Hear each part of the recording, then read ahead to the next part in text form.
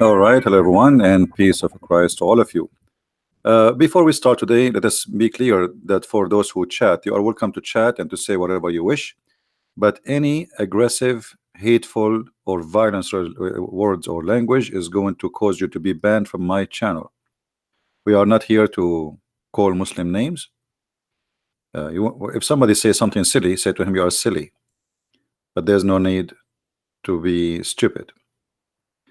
And I hope that the Muslim they will follow the same advice because we will treat everybody equally. So just please take a note. Otherwise, everybody is welcome and feel free to share your thought and your ideas. If we search in the internet, we find that there's thousands and thousands of videos about who is Allah. Who is Allah? But not a single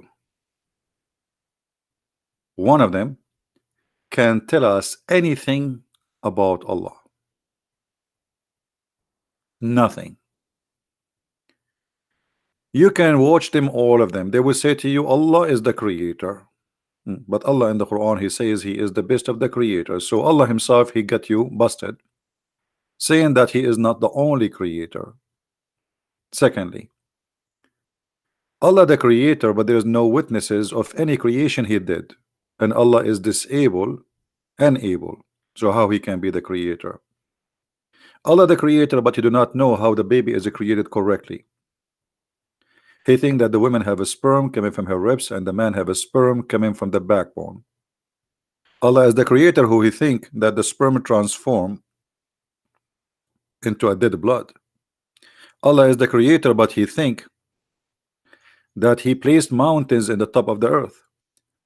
Allah is the creator, but He do not remember which one He created first. In one chapter He says the mountains, the earth, the water, the grass, the trees. Other verse He says totally the opposite: the sky, the stars, etc. And then at the end the earth. So the God of Islam is a collection of guessing information. No witnesses, no proof whatsoever. And I would like to welcome any Muslim to give me a call immediately if he think he can prove to us that Allah is exist and He is real, and which will make Muhammad and Islam to be a real religion too.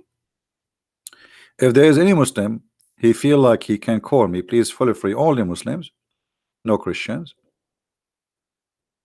Give us your ID in Skype if you don't mind to be live in YouTube. And this is the whole point. Actually, we want people to hear your voice so you can explain to them who is this God Allah. What is this God Allah? Look, tons of videos, but none of them is really. They don't know. Actually, Muslims do not even know what the word Allah mean.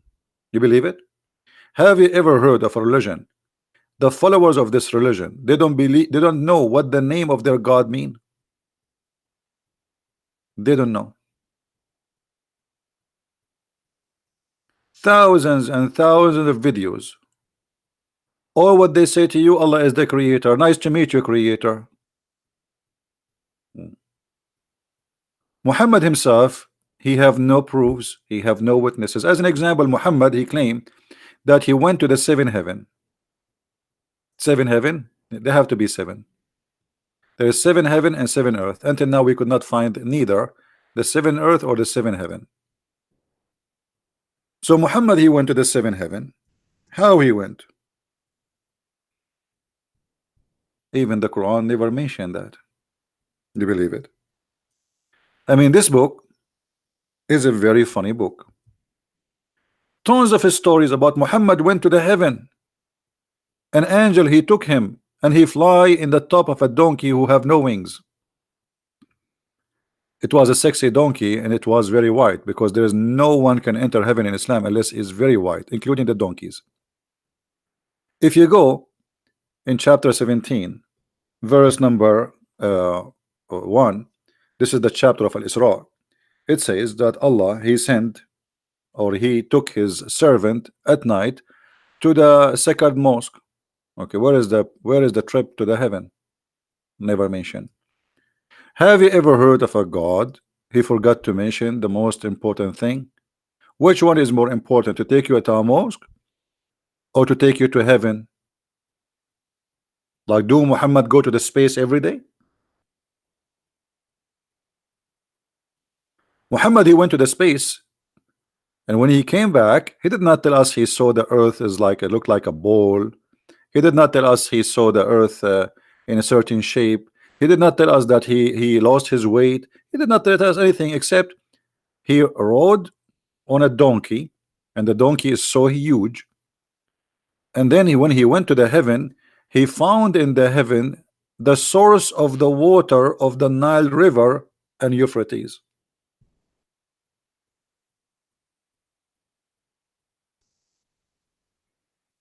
I mean, how in the world he says such a thing? All the rivers which is known in the south of Turkey, north of Syria and Iraq, and include plus the Nile River. Muhammad, he claimed that when he went to the heaven which is in the seventh sky, he found that those rivers are coming from there. Isn't it this is enough to prove to us that Muhammad is a liar and he is not telling the truth? Imagine I say to you, okay, I am Allah, worship me. What is the proof of Christian Prince that you are Allah? Okay, I will say to you, I am the one who created the whole world. Or you say to me, I don't believe you. Prove it. I say to you, I will send you a guy, his name is Muhammad, and he will tell you that. Hey Muhammad, I will take you to heaven, and now I will show you heaven. I took Muhammad to heaven, and then he in the heaven he discovered where the Nile River is coming from.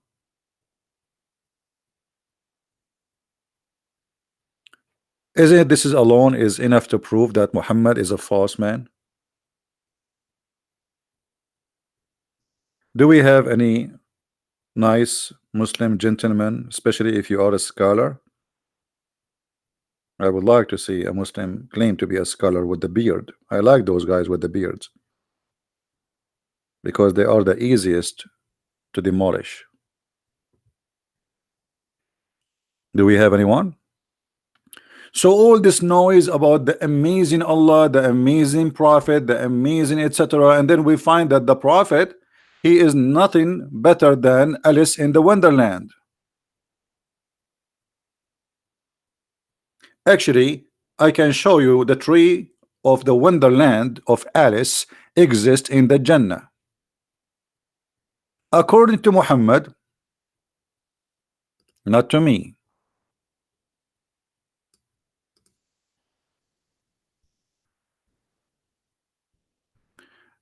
There is a tree in the heaven which is so huge, and Muhammad, he came from underneath of that tree, which means when you go fly with the angel of Allah, the airport is the roots of that tree, exactly as what happened in Alice in the Wonderland.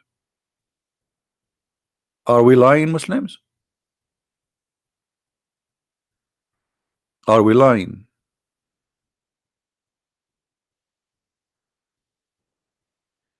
When the messenger of Allah reached Sidrat al-Muntaha, he said, terminates everything that is scanned from earth and everything that is scanned from above. So there Allah gave him 3, which he did not give to any prophet. He made 5 prayer, which is obligatory for the upon him. He gave him the last verses of Surah Al-Baqarah. Hey Muhammad, I want to give you this verse from the Surah Al-Baqarah. Take it with you. Okay, what do you mean he gave him the last verse of Chapter Al-Baqarah? There was no chapter of Al-Baqarah anyway. There is nothing is called chapter of Al-Baqarah. Quran was not a chapter. This is long time after there's a chapters came to exist. And then he okay, hold on, guys, hold on. Why we don't go and see what is the last verse in the chapter of Al-Baqarah? Shall we? Does it hurt? Because I am interested to see. Allah gave him the last chapter of Al-Baqarah, the last verse, okay, this is Al-Baqarah. I'm going to see the last verse. Let us see why this verse is important. No one soul doth Allah place a burden greater than it can bear.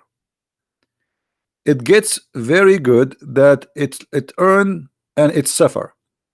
Every ill that it earn, our Lord condemn, blah blah blah blah. You can read the whole. What? So why he gave him this verse? What does verse mean? If a Muslim want to say to me, Allah he gave Muhammad 5 prayer, that's a false thing. Muhammad he did not receive 5 prayer. It was Musa who asked for discount. Allah gave Muhammad 50 prayer. Shall we see it? And it was the Jewish Musa, businessman. He's a Jew.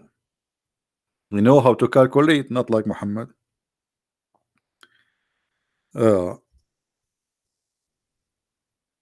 Allah gave Muhammad order to pray 50 times. And this is a story in the front of you. When Allah messenger he went, and by the way we do not know how he gave it to him because Muhammad did not talk to Allah. Allah the Almighty, the Supreme, enjoined 50 prayer upon my ummah, and I came back with that until I passed by Moses. I mean, hold on, I want a Muslim to explain to me how Muhammad he passed by Moses. What is Musa right now?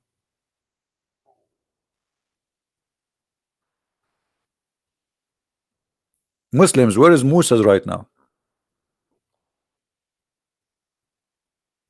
According to Muhammad, Moses is dead. Adam is dead. Actually, Muhammad, he will be the first one to be resurrected in the judgment day, which means they are not resurrected yet. The only one is alive in heaven now is Isa, which is supposed to be Jesus. So Muhammad he met Moses how? Not only he met with Moses, he is talking to Moses. Was Moses a real Moses?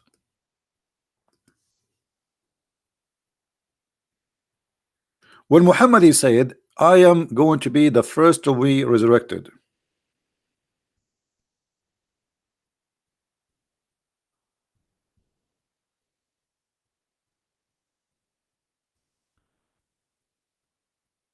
Let us see if we can find the hadith in English.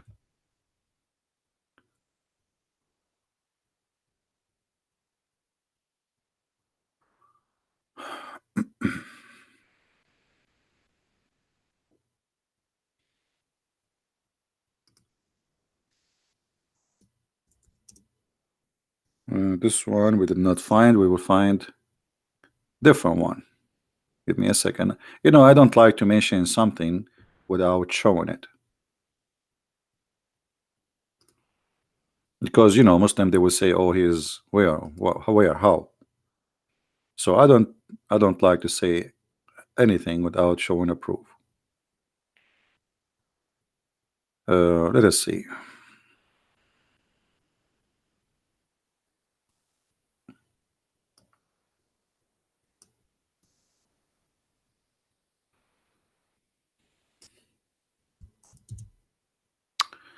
Read carefully with me, please.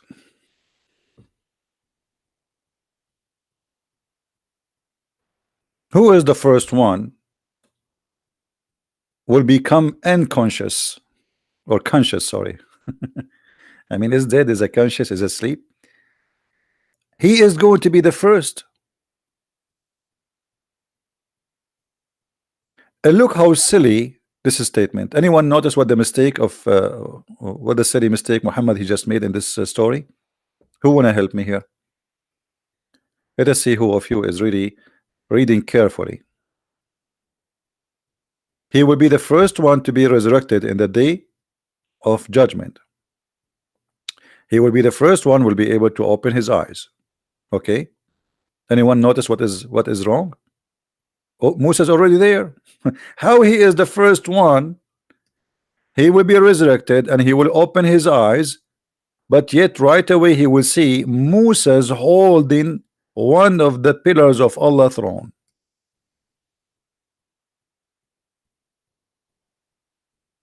Imagine I say to you, I am the first one to be resurrected, and when I open my eyes, I see Moses holding the pillars of Allah's throne. That means Moses is there before me. He's not the first one. That is a very serious statement, but nothing new. That's Muhammad. He always win the competition of being silly. And this is the same story. A man from the Jews, having been slapped on his face, came to the Prophet. Oh Muhammad, a man from your companion, blah blah blah blah blah blah blah blah blah. Okay, why you slap him? Blah blah blah blah blah blah blah blah blah blah. Okay, I said even above Muhammad, I become furious. I slapped in his face. Blah blah blah blah blah blah. Okay, and then look at this. Muhammad, he said, in the day of resurrection, I will be the first one to be conscious. Then I will see Moses holding the legs of the throne. Allah have a throne, and the throne has legs.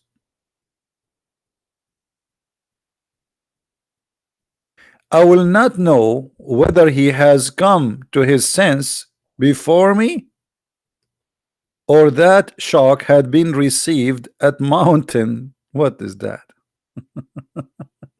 You just said, you just confirmed that I will be the first. Do you see it, Muslims?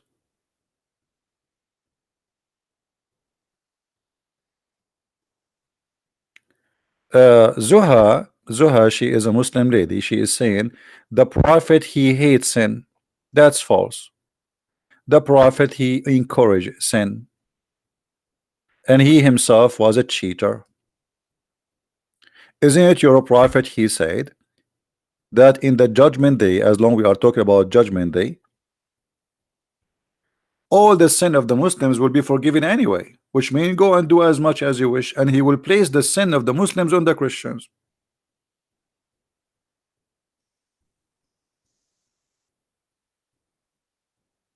Are you there, Mrs. Zuha? Are you there?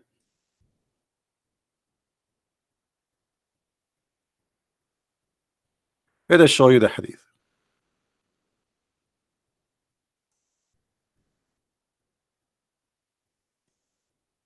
A person who says such a statement, obviously he is encouraging sin, because he's saying to you, even if you have a mountain of sin, read carefully, guys. Is that me saying that?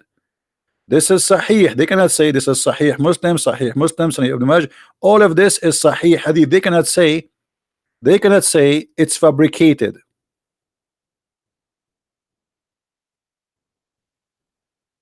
Please be nice to Zuha. Let us not to be rude.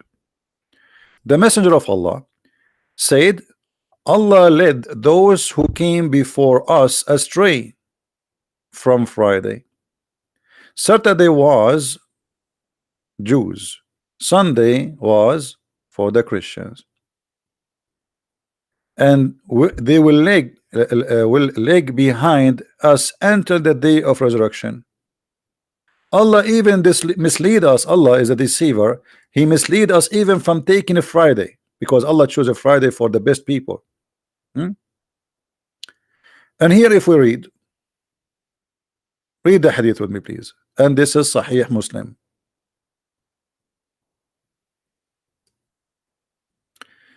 Muhammad, he said, not me. Don't blame me for what your prophet he say. There would come people among the Muslims on the day of resurrection with heavy sins as mountains, and Allah would forgive them, and he would place in their stead the Jews and the Christians. So how, Muhammad, he said, you are saying to me, Zuha, the one in the chat, the Muslima, that Muhammad is against sin, when he is saying to you, don't worry, sin as much as you want, even if it's like a mountain, Allah will take it and Allah will place it over someone else, and specifically the Christians and the Jews. And this proving Islam and Muhammad to be false again. Anyone remember why?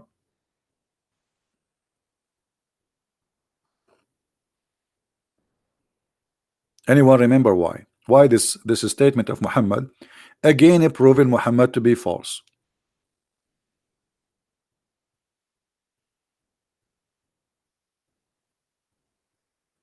Hey, Zuha, I don't care, forgive them, they are sorry or not. As you see, Allah, you come in the day of resurrection. This is in the day of resurrection, and you have this sin. So obviously, He did not forgive you yet.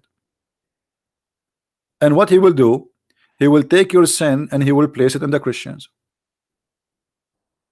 But isn't it this is a contradiction for what Muhammad he said in different lie? The Muslim, they say to us, is it fair that Jesus he died for our sin? Shouldn't a person pay for his own sin? And actually the verse we just read in chapter 2 verse number 8 to 6, it says Allah will not make you bear something you cannot handle. All right, okay. Why Allah will give the sin of the Muslims to the Christians? Is that fair? In different verse in the Quran, Muhammad he said the following: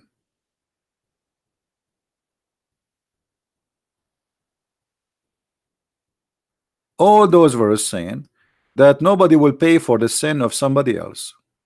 All those verses. Look how many. Look how many. Let us take the last one because it's shortest, easy.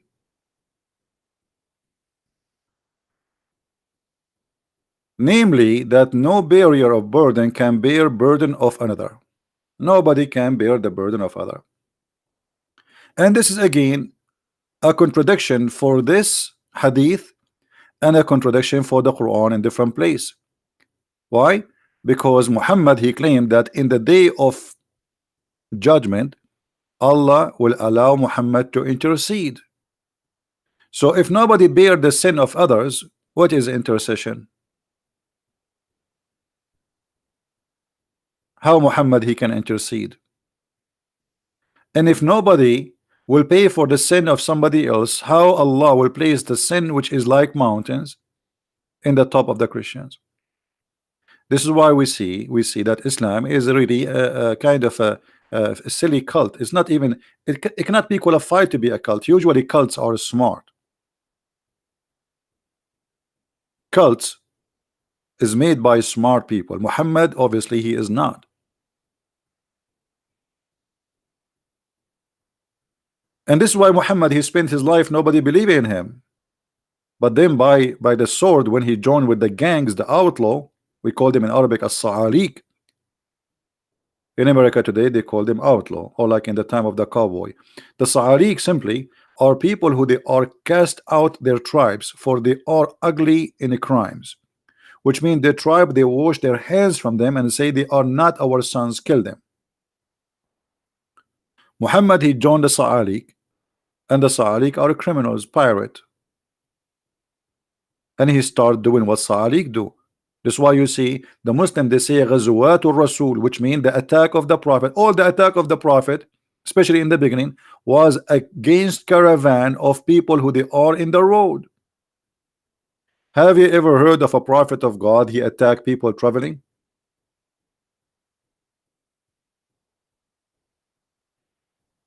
That is Muhammad.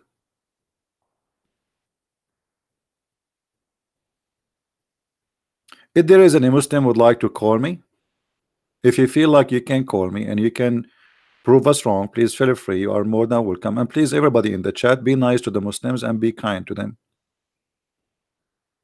They are deceived and we are here to help them. Any Muslim have an idea?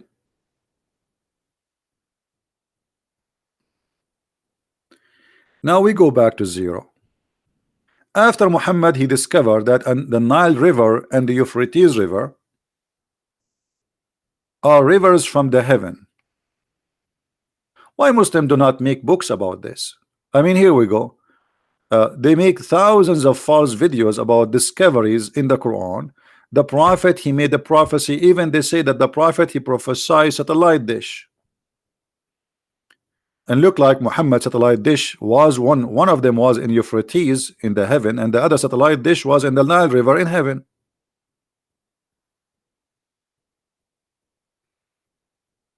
Any Muslim have anything to say?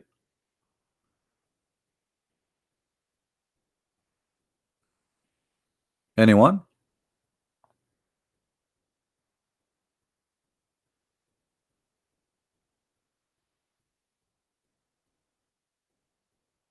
Who was a Muslim, he agreed with his prophet that the Nile River and Euphrates River and Jihan and Sihan, which is 4 rivers, one of them in Africa and the rest of the 3 in the south of Turkey, they are coming from heaven, and they are coming from under a tree. It's called Sudratul Muntaha. And by the way, Sudratul Muntaha, it's a very funny tree. The leaves of it is made of gold, and you can walk underneath of it for 100 years.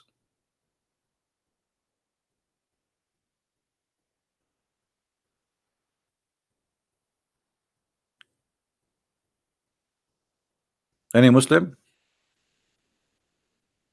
want to say something?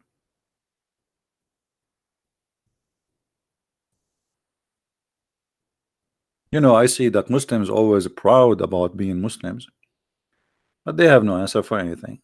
They don't even know what being a Muslim means. All what they know, we say Shahada, and we say Alhamdulillah, Inshallah. And this is why the Middle East is messed up,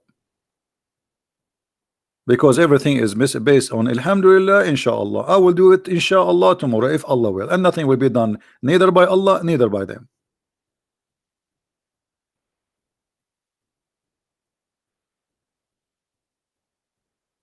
Anyone would like to say anything?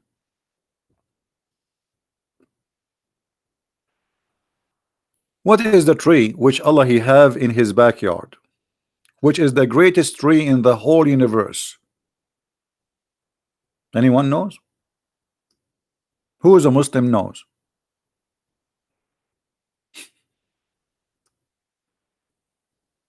You will believe it or not, this tree is exist in the earth. Muhammad, he chose a tree showing us how shallow he is. Let me show you the tree which Muhammad he speak about. Let me try to find it. Okay, here we go. We found it.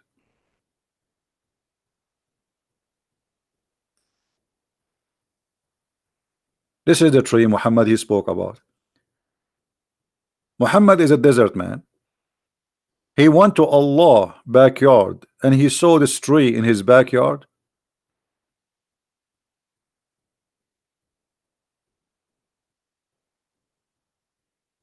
Are you sure?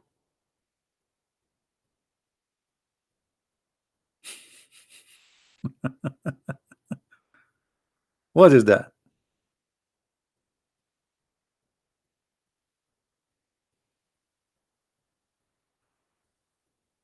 Let me be sure that this is the exact tree, because this one looked nicer from the one I know. Yeah, actually this is the one, and it goes like, look how it looked like. Those ones are young. This one is older. This is how they look like. This tree in the backyard of Allah, and you can walk underneath of it for 100 years travel under one branch. Is Muhammad saying something truthful? And not only that, everyone, that this tree is the same as the movie. It's called Alice in the Wonderland. Everyone goes up and everyone goes down. He have to come from underneath of the roots of the tree.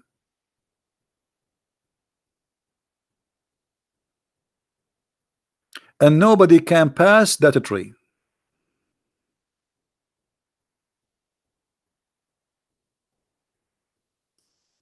Let me see if I can find you some hadith so we can read about this amazing. fiction story Muhammad is coming with. No, hold on.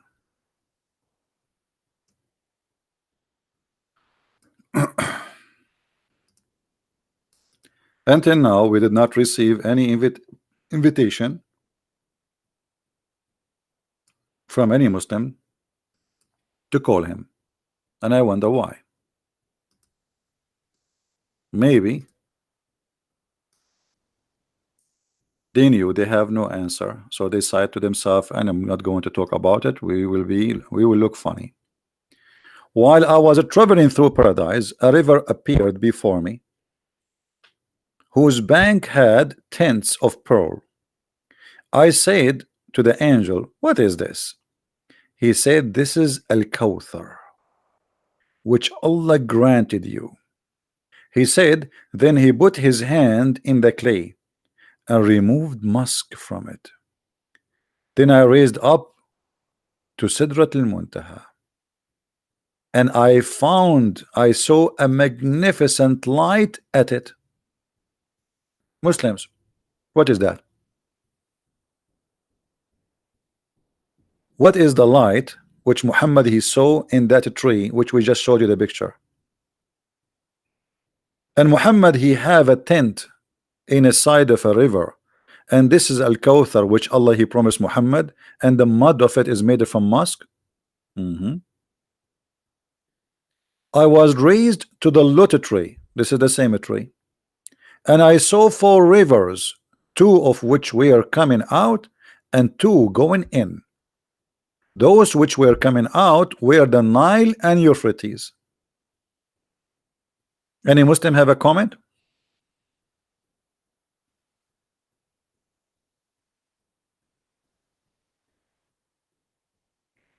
Any Muslim has a comment? Either you say that the prophet is being truthful and they are really coming from the from that tree, the rivers of Nile and the river of Euphrates, or you say obviously Muhammad is lying.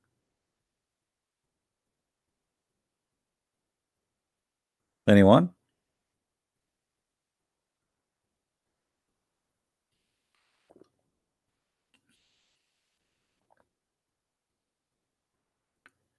Can I call you in Skype? Hassan? Yeah, sure, Hassan. You are a Muslim, right? Yeah, you are a Muslim. I remember. Are you in Skype already, Hassan? Now? Okay.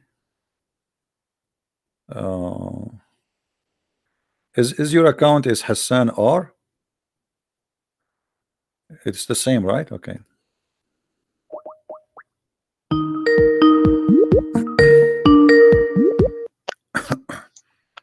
Hello. Hey Hassan, how are you? I'm fine, and you? Am I saying your name correctly? Is it Hassan or Hassan?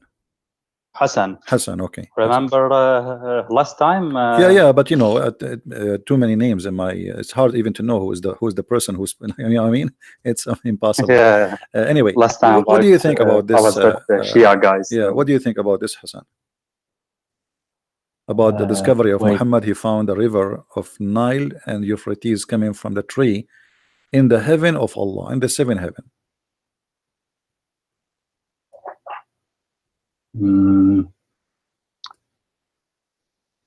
I don't know actually. Where do you think the Nile River is coming from?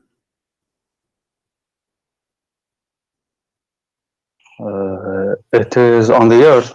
Yeah, but where in the earth? Is it in Africa? Is it in Asia? Where? Asia, right? No, it's in Africa. Africa. Euphrates is in Asia. It's in the south of Turkey. The Nile River is in the middle of Africa. So why Muhammad is taking 2 or actually 4 famous rivers, Sihan wa Jihan wa Nilu wal Furat, 4 famous rivers, and he claimed that they are coming from the heaven of Allah, and the heaven of Allah is in the sky. Is this Sunni or Shia? Oh no, this is Sunni now. I know you are a Shia, Okay. but I know that, but this is Sunni now. I have no idea actually. Like, All right.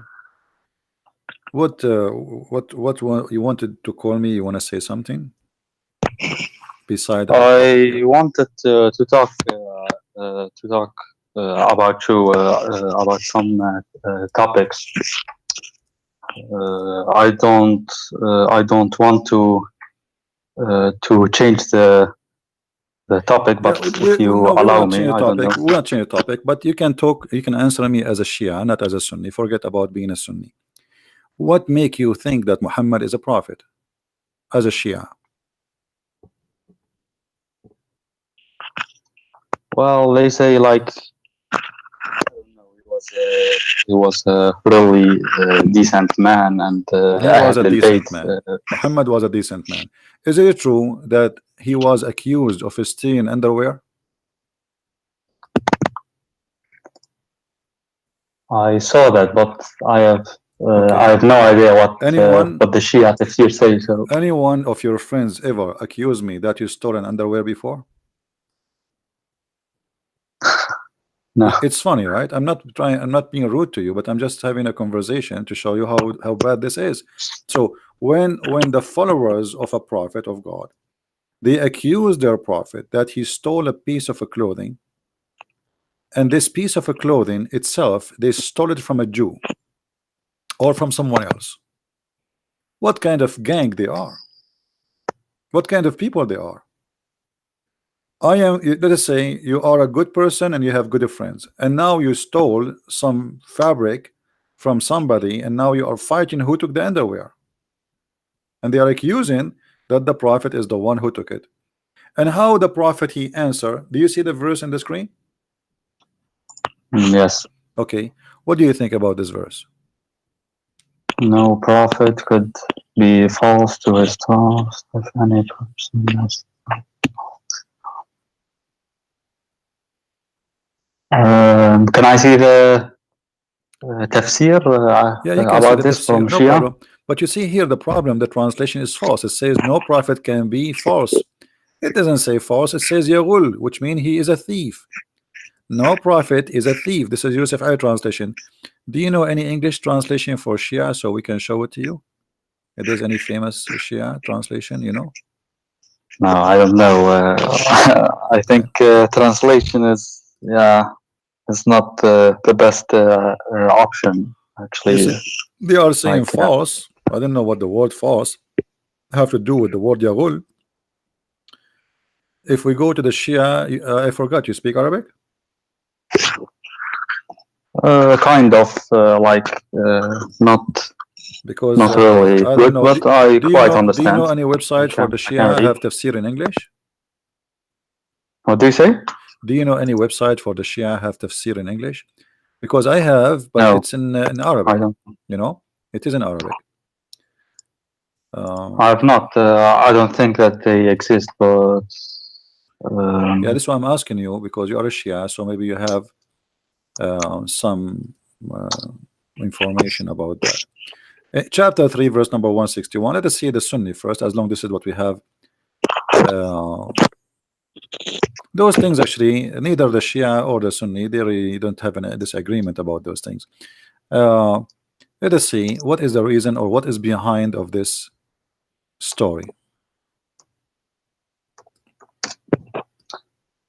I'm looking now for Shia tafsir at the same time. Read carefully with me. This is Tafsir al-Jalalain. When some red velvet cloth went missing in the day of Badr, it's a theft. Some of the people, which mean the Muslims, began to say, perhaps the prophet took it. In the following, the verse was revealed. It's not for the prophet to be a fraud, Yaghul, a thief. You see in the translation how they fool us? They say it's not for a prophet to be false. But this is not about false. This is about being a thief. It says it's not for a prophet to be a thief. And then, okay, how Muhammad he proved that he is not the one he stole it?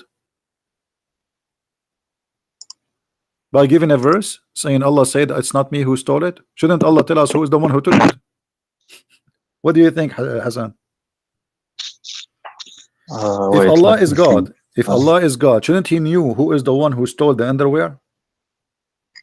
Yes. Okay, so what the point of saying Muhammad is not the one who took it, but yet he will not tell us who is the one who took it?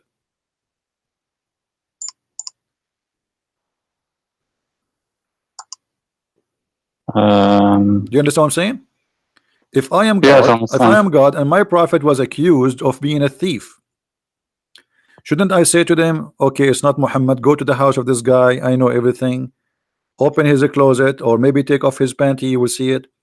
So all what Muhammad he did, he gave them a verse claiming that Allah said it is not him who took it. Why Allah did not tell us who is the one who took it?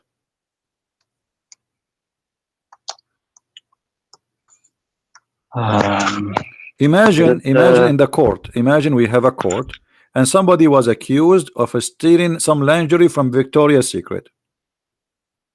And in the court, the guy, he said, I will give you a verse from Allah saying it is not me who took it. The judge, he will let him go then. It's very Islamic. So the only proof Muhammad he have that he is not him who stole the underwear, that he give them a verse claiming that Allah told him that. How we knew that this is not Muhammad himself saying this? Until now, by the way, the underwear is missing. If anyone have an idea, please call the FBI of Saudi Arabia, because it is really a big case. Even Allah, he could not find out. Even he called Colombo, you know, Detective Colombo, Sherlock Holmes, and they could not find the underwear. I mean, look how silly this verse is. People accuse you of a theft, you say to them, Allah said to me, it's not you. What about you tell us who took it?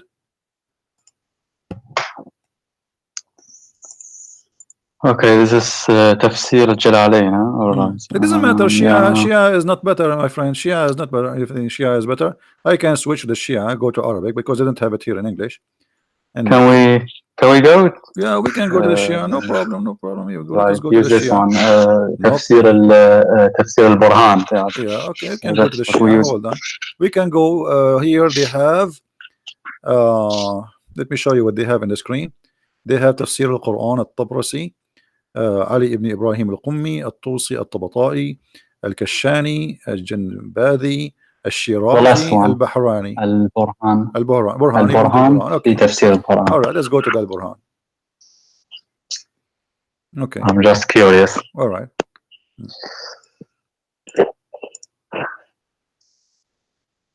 Read carefully. You know what? I'm going to take the page and I will open it in Google, so we can click one click and do the translation. It says the same exactly as we saw in the Sunni. Look like the Shia and the Sunni, they agree about this one.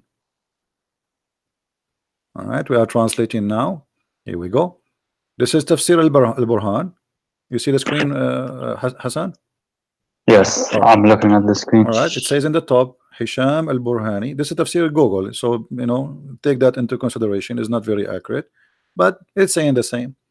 That it says that they attribute to the Prophet that he took a piece of a clothing, which is a red velvet underwear. Do you see it? Wait, I think the screen is not on time. Wait. Refresh the page, maybe. If you refresh it, will work.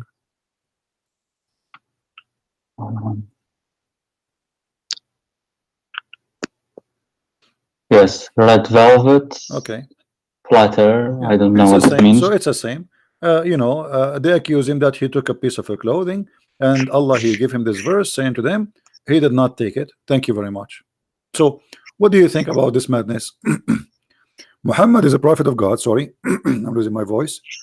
Take it easy. I'm losing my voice. Talking too much, too many people. You know, he is a prophet, and then Allah, he sent him a verse to prove that he is a decent man. By what? By telling them it's not Muhammad who took it. So how we can take this as a... And actually here you will see clearly that they're accusing him to be Yaghul. Yaghul is a thief, and he's a fraud. I mean, how? But wait, did it mention who the thief was in No, the Shia tafsir? Like, no, I didn't. no. There's nowhere it mention anything. Where? Nothing. No, there's nothing. It shows. You know, there's nothing in the whole tafsir of the Shia. I don't know. I never. If you know something, let me know. No, I don't know. I just Because you looked see quickly, like it was how the a glance. Shia even will come to tell us who is the one who took it, if nowhere it says who is the one who took it. And as you see, Allah Himself He did not say. So here you notice that Muhammad was accused by his followers, but here you notice something very important, Hassan.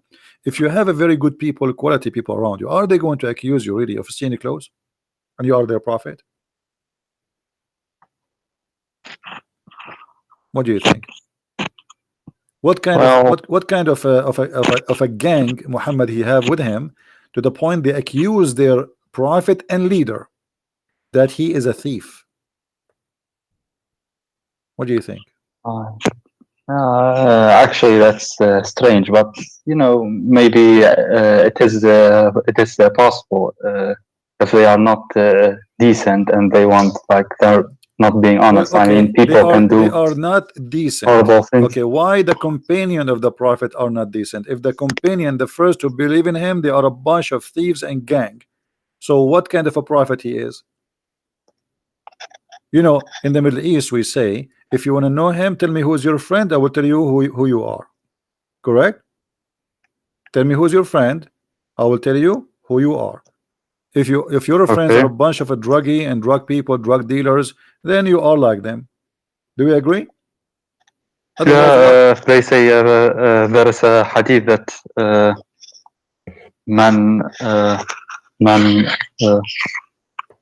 من عاشر قوما 40 يوم he's from them. You're right. فأصبح منهم. As I can remember, like something like that. Yeah, like he became one of them. If he, for 40 days. Yeah, he became like he became one of them. Okay, so Muhammad is working with people who they are gang, obviously, and they themselves accusing him to be a fraud. So what was the relationship between Muhammad and his companion then? Business, as you see. Sahaba, yeah, in Shia Islam, they are very, very hated. Omar and for example, but regardless of the names, Abu Bakr, regardless of the names, obviously they are. If they are bad, that means Muhammad is bad. I mean, why I want to walk with you? Why want to go together, drink coffee together, go and fight together, believe in the same God together, we pray together, yet you are bad and I am good? Doesn't make sense. Yeah, okay, but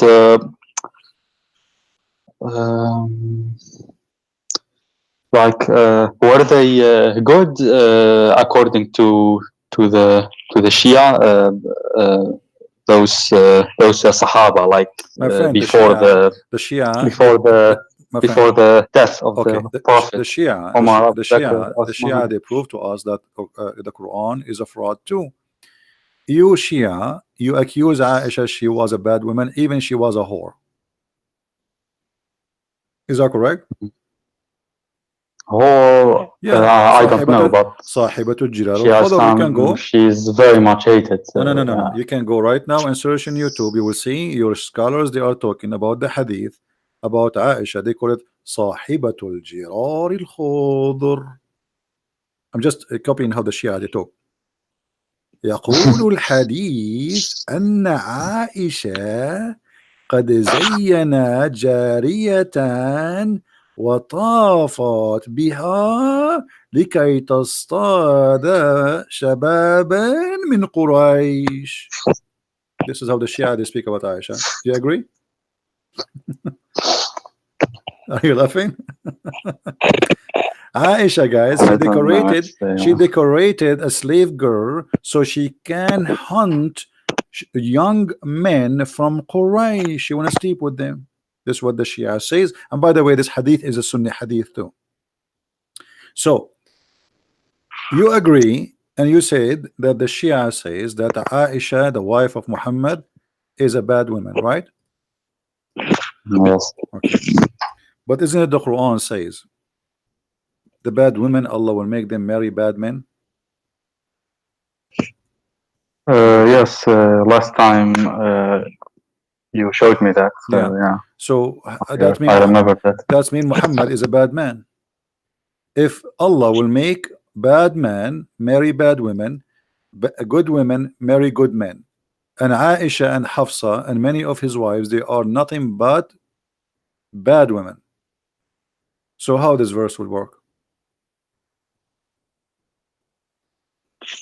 Let me see again. Okay. And again, by the way, the translation here is very false.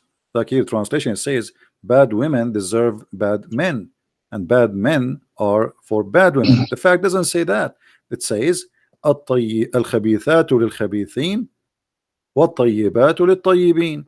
So Allah made a destiny that for the good women, good man, and for the good man, good women, and for the bad man, bad women, and for the bad women, bad man. It's a destiny.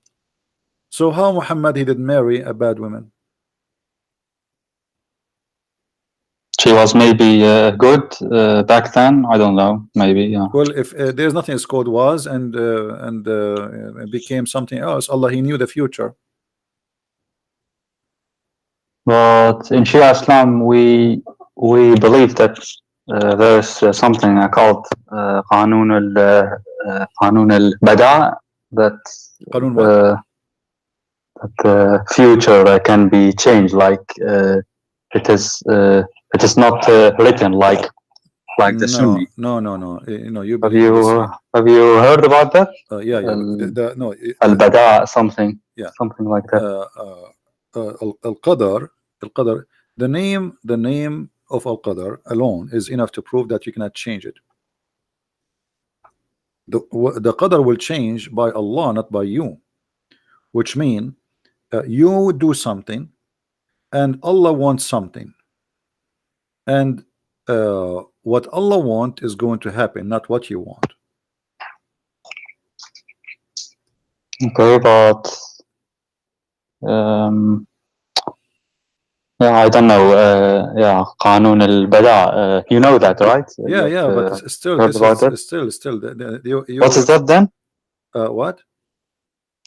قانون البداء. I think. You mean البداء or البلاء? What? Sorry. I'm trying to understand what you are saying. البلاء or البداء? البداء. البداء. With dal, yes. البداء. I think you are saying it wrongly. Wait, I will look for it. Wait. I think I know what you are talking about. Hold on. Yeah, al-bada, the bada and the Shia. Yeah. But this is not about what you are saying. Al-bada is the appearance. You see the Shia, the difference between the Shia and the Sunni. The Shia, they have something, it's called appearance, and the inside, the inner. Correct, Hassan? What do you mean? Wait, I don't know what you mean. There is the appearance, and there is the inner, the inside. Batin and Zahir, you mean? Yeah, Batin and Zahir. No, but this is something different. Like, wait, there was a hadith in Al-Kafi about the future that it could be changed. It is not maktub like the it is something is not the Sunni belief. Something is not written, and it can be changed. Al-Bada, like Qanun al-Bada, Ma Bada. There was a hadith, I forgot it. Maybe I can find it. Yeah. Ma Bada. Okay. I forgot the hadith actually. This is from Aqaid al-Imamiyya. Are you the 12? From the 12? 12, yes. From the 12. Okay. Yes. Now I know what I'm talking about. So, but yeah, but what you are talking about, that you start something and later you can change what you want to do, right? Yeah, like it is maktub, but yeah, it still could be changed. Like it is. Who is It is going? not But who is a the one who will real change it? destiny. Like Who is the one who will change it? me, depending on my deeds, not like that. God created me with a Okay, let me ask you. destiny, and then when Al-Hassan and when the children of Ali they've been slaughtered, is that because they changed or because Allah destiny was for them to be killed?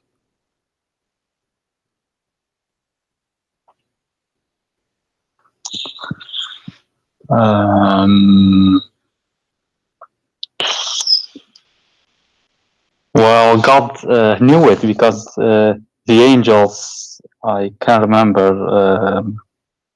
that they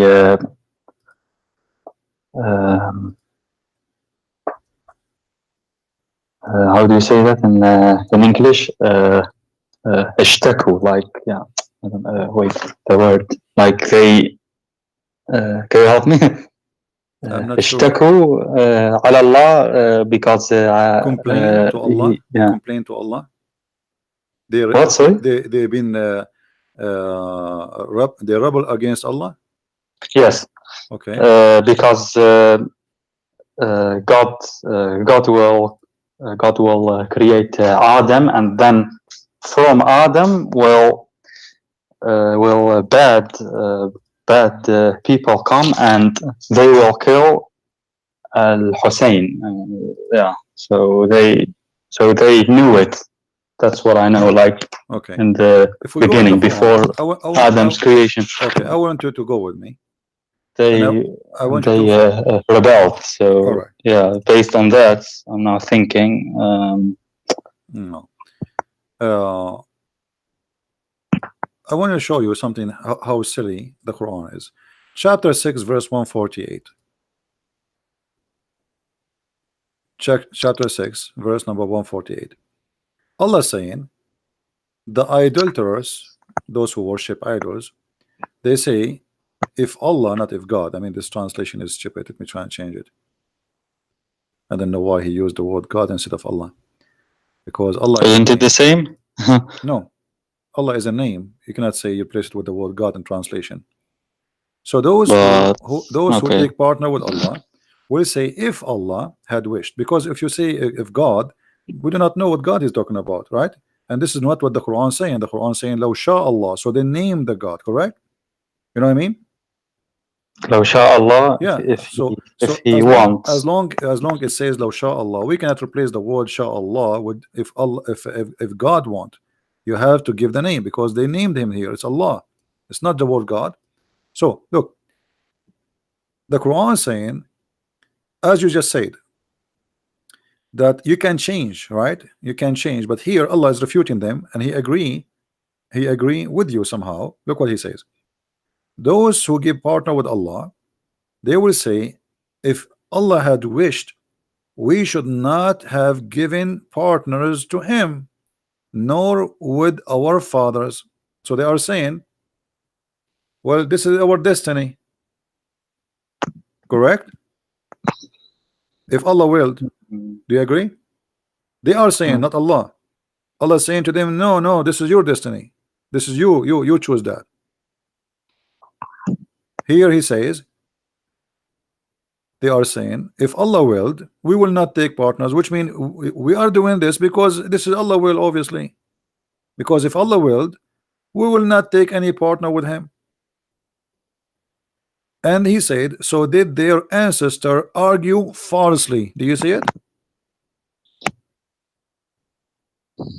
Are you with me? Do you understand, Hassan? So their argument, you say to me, why you are associating somebody with Allah? I say to you, well, if Allah want me not to associate with Him, He can make me not to do that. But obviously Allah like me to do that, because He don't oppose me, you know. So it's Allah will. So Allah here He says, so they did their ancestors, they have the same lie, and they argue falsely. So Allah disagree with the statement that if Allah want, if Allah will, then we will not worship another one beside Him. So obviously this is Allah will, therefore we will do it. But look how silly the Quran. If we go to a verse, another verse, you will see the following.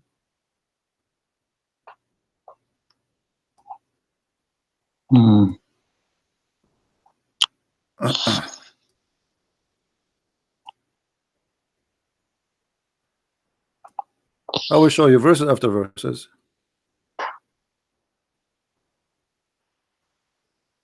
Okay, hold on. I need to change the translator. Anyway, all those verses, it says clearly that if Allah will, we will not worship someone beside Allah. So they say like God wrote this destiny for us. They are saying that. They are saying that, but Allah, He don't agree with them. Allah saying to them, well, this is your false argument. This is your false argument. But then if we go to different verses in the Quran, we will find Allah saying that this is His will. You see, I'm not using hadith, because if I use hadith, you might say to me, you know,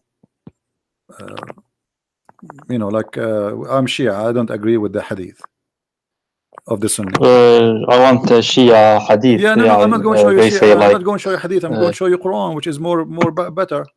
Chapter 6, verse number 149. It says, Allah says,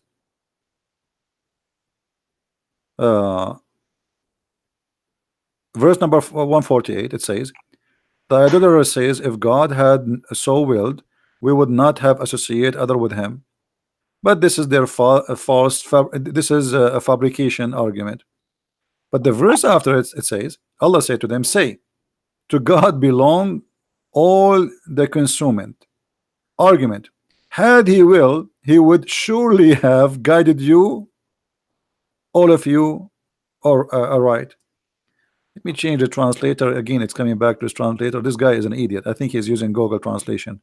Can I see the Arabic also? Sure. Like, okay. Let me read it again in English. So, with Allah is the argument that reaches home. If it had been His will, He could indeed have guided you all. You see it? So how in the verse before it they said, if Allah will, we will not be misguided. And then the verse after it right away, He says, if Allah, say to them, if Allah wanted, He will make you all guided. So this is His will. Okay, is the Arabic قل فلله الحجة البالغة فلو شاء لهداكم أجمعين. Correct. Yeah, okay. لشاء, like, yeah, okay. فلو شاء لهداكم أجمعين.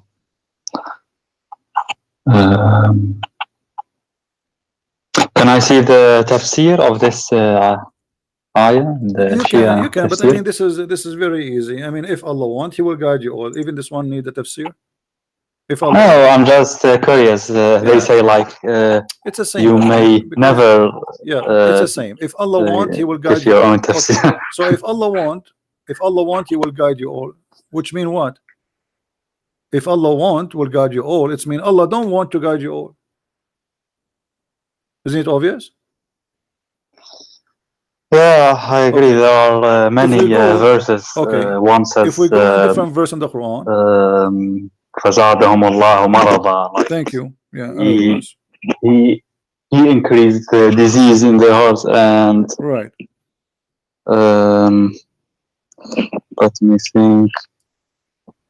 Chapter 6, verse 117. It says, "Your Lord, who knows, He knows who is going to go astray, and who is going to be in guidance." Correct?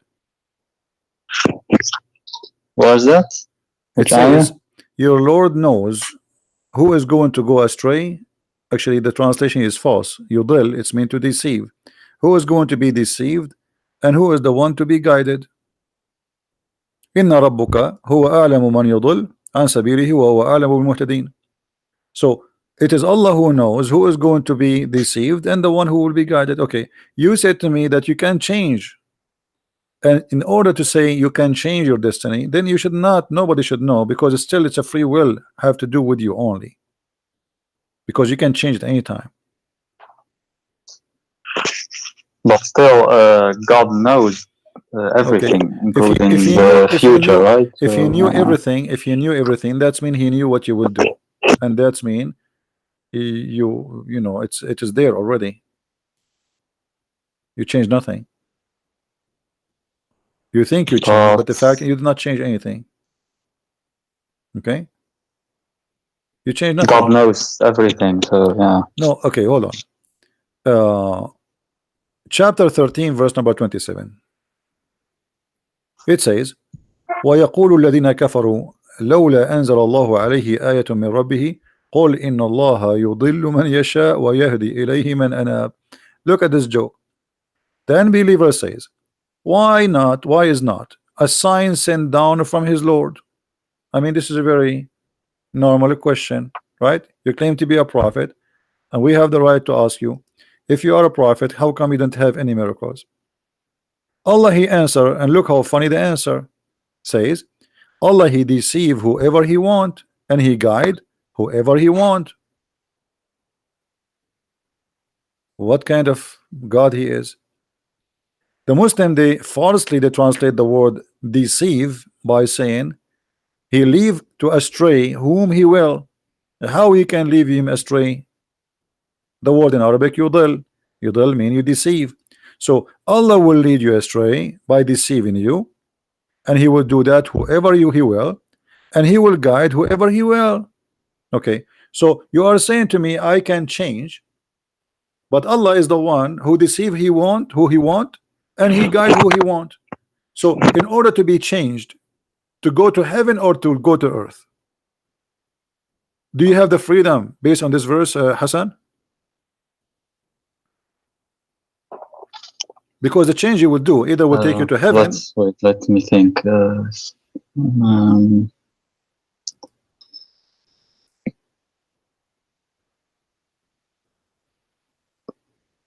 Can I see the Arabic again? It was, I think, more. Yeah, this is chapter clear. 13, chapter 13, verse number 27. Let me read it for you for fast reading. ويقول الذين كفروا لولا أنزل الله عليه من آية من ربه قل إن الله يضل من يشاء ويهدي إليه من أناب. Okay, yes. That's madness. So all what they said to you as a Shia that you can change is a fabrication, because in order to change, you have to delete this verse, and there's many other verses. Here it says it is Allah who deceive whoever he want, and Allah he guide whoever he want. So in order for you to change destiny for bad or good, like to go to hell or to go to heaven, then you have to have a freedom. But here it says clearly that it is him who guide, no one else, and he is the one who misguide, no one else. Do we agree? Yes, يضل من يشاء ويهدي إليه. Okay. So in order to be, let us say you are a person who is doing bad deeds, and you want to change that. Based on this verse, in order to be guided, it's Allah he have to have the will to guide you, because he is the one who will guide you, not you by yourself. You will be guided. So you don't have a free will. We go to different hadith. Actually, verse. There's tons of them. Read this one with me. If Allah so willed, he could make you all one people, but he leaves deceiving. You see the word here is strain. It's a false, but strain it's the same as deceive. I think it close. Wait. If Allah so willed.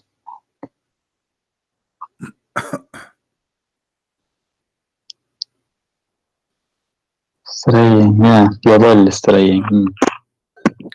So what do you see here? If Allah want, he will make us, all of us Muslims, correct?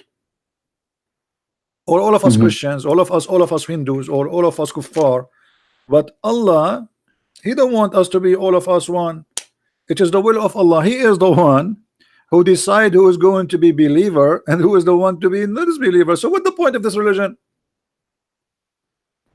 Why I will go to hell if he is the one who decides? I will not believe.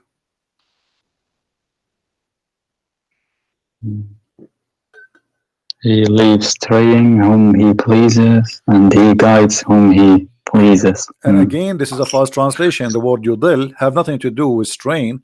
The word yudil is about deceiving. He deceive whoever he will, and he guide whoever he will. So if he want, he will make you all one nation. But obviously, this is not what he want. So what he want? He deceive as he wish. But yudil means lead astray. It is correct. Like no, my friend. Yudil, it can be used in many ways. And let us give an example. يضل الطريق. He lost his way, correct? Okay. You mean? If somebody he lost his way, we can use ضل طريقه. He lost his way, which means direction. He got wrong direction, correct? But if somebody doing that to you, here is deceiving because he is causing you to take wrong direction. Do we agree?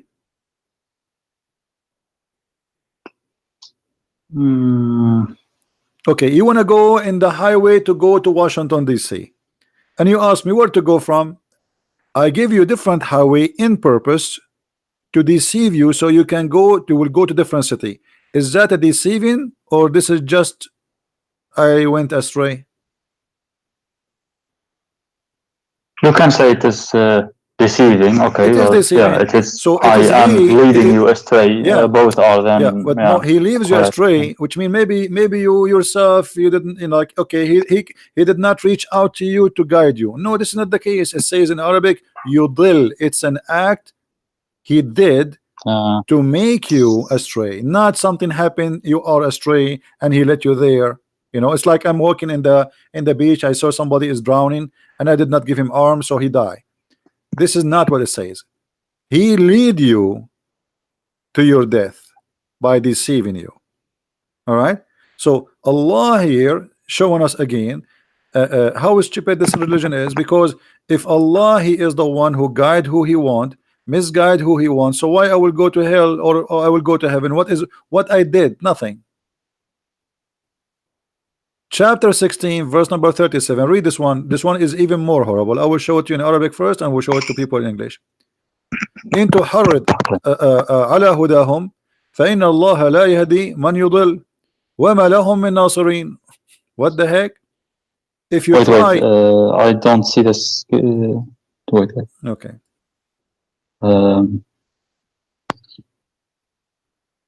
This one, this is chapter 16 verse number 37. 37. Okay, so if you anchor if you try your best to guide them, don't waste your time. Allah will guide not the one who he deceived,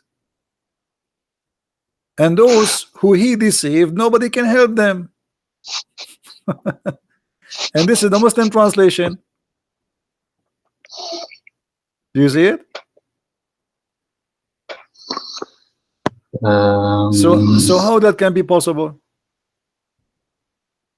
Don't try to guide them, because Allah misguide them, and those who Allah misguide them, nobody can guide them. As simple as that. We can change the translation, you know, so we can love better. Even though, O you Muhammad, translation of Biktal, desires their right guidance, still Allah assuredly will not guide him who misleads. Allah will not guide who he misleads. Who is the one who mislead the guy? Allah. You're laughing?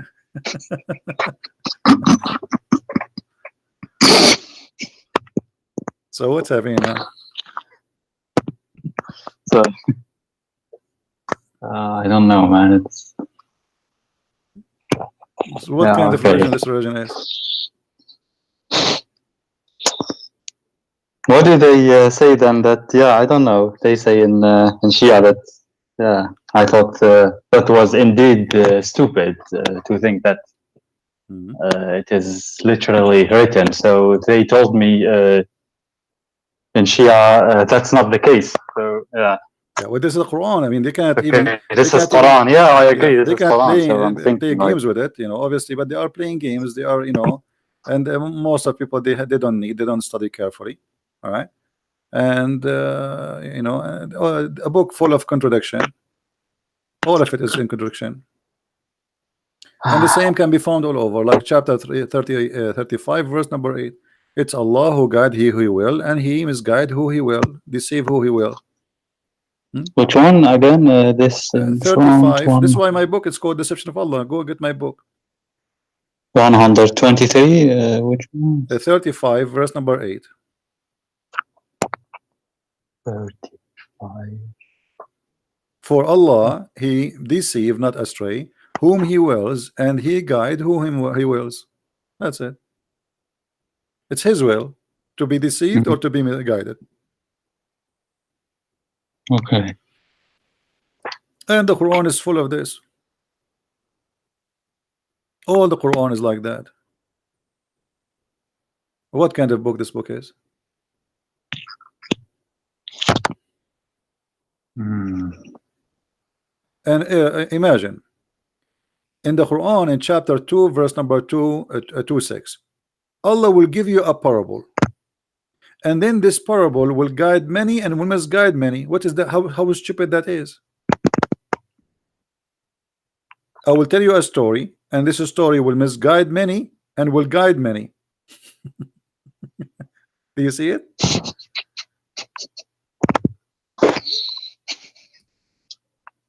Hey guys, I have a story for you, and if I tell this story, many of you will go astray and many of you will be guided. So what the point? What the point exactly? Are you there, Hassan? Yes, I'm here. Let's look at the Arabic here. In the Arabic, this is Surah which I can chapter 2, chapter look 2, at my computer. Chapter 2, verse number 26. 26. Okay.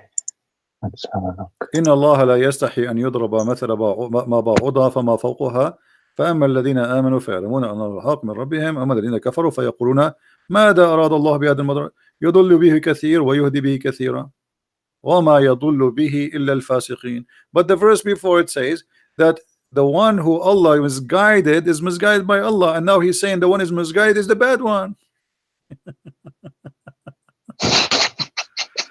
Oh boy. You know, who is the one who follows shaitan? Hassan. What? Who is the one who follows shaitan? Who is the one who follows shaitan? According to Islam, anyone that is bad. Like, okay. Chapter 7, verse 175. Evil. Yeah, evil, bad people, they follow shaitan only. Chapter 7, 175 says the same. Chapter 15, 42. Chapter 26. Even chapter 26, verse 24, it says that the poetry man, the one who follow them is only the criminals. If you are a poet man and people like you, those who like you, they are a criminal. All right. But now, as you see, the poet people is those who do evil, they follow them. All right. The one who is bad, who follow them. But look, in the Quran says, chapter 15, verse number 42, that from my servant no authority shall thou have except such as put themselves in the wrong and follow thee. Actually, the translation is bad. As such as the criminals, al-ghaween. So Allah saying to the shaitan, no one from my followers can follow you except the criminals.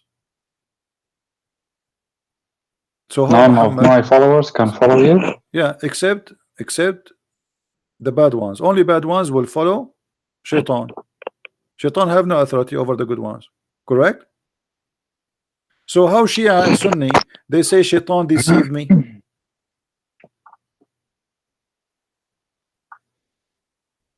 Did you hear the question, Hassan? Yeah. How you Shia, you say shaitan deceived me. If shaitan cannot deceive unless you are a bad person, you are a criminal. Not only a bad, you have to be a criminal. Al-Ghawin. What a stupid religion. So you say to them, Shaitan have no authority except over the criminals. Okay, so how Shaitan he was able to convince Adam to commit sin? Adam was a criminal. They say in Shia Islam that Adam like Iblis swear by Allah. So doesn't matter. Doesn't matter. Adam thought that, my friend, whatever Shaitan he did, whatever no one would. No, Hassan. Whatever would Shaitan, swear by Allah and lie. But yeah, okay, whatever yeah. the stories they told you about Shaitan he did, as long the Quran, and this is before he even kicked him out from heaven. He says, Allah, that you have no authority over my servant except the one who follow thee. In order to practice this, that means Adam he follow thee. No matter how he convince him, he swear, he play jumbo mambo, that will not change he follow the advice of Shaitan. That means Adam himself was a criminal. Right? What about Muhammad? Yeah, okay. What I find it so strange, like he's a prophet. Okay. What about Muhammad?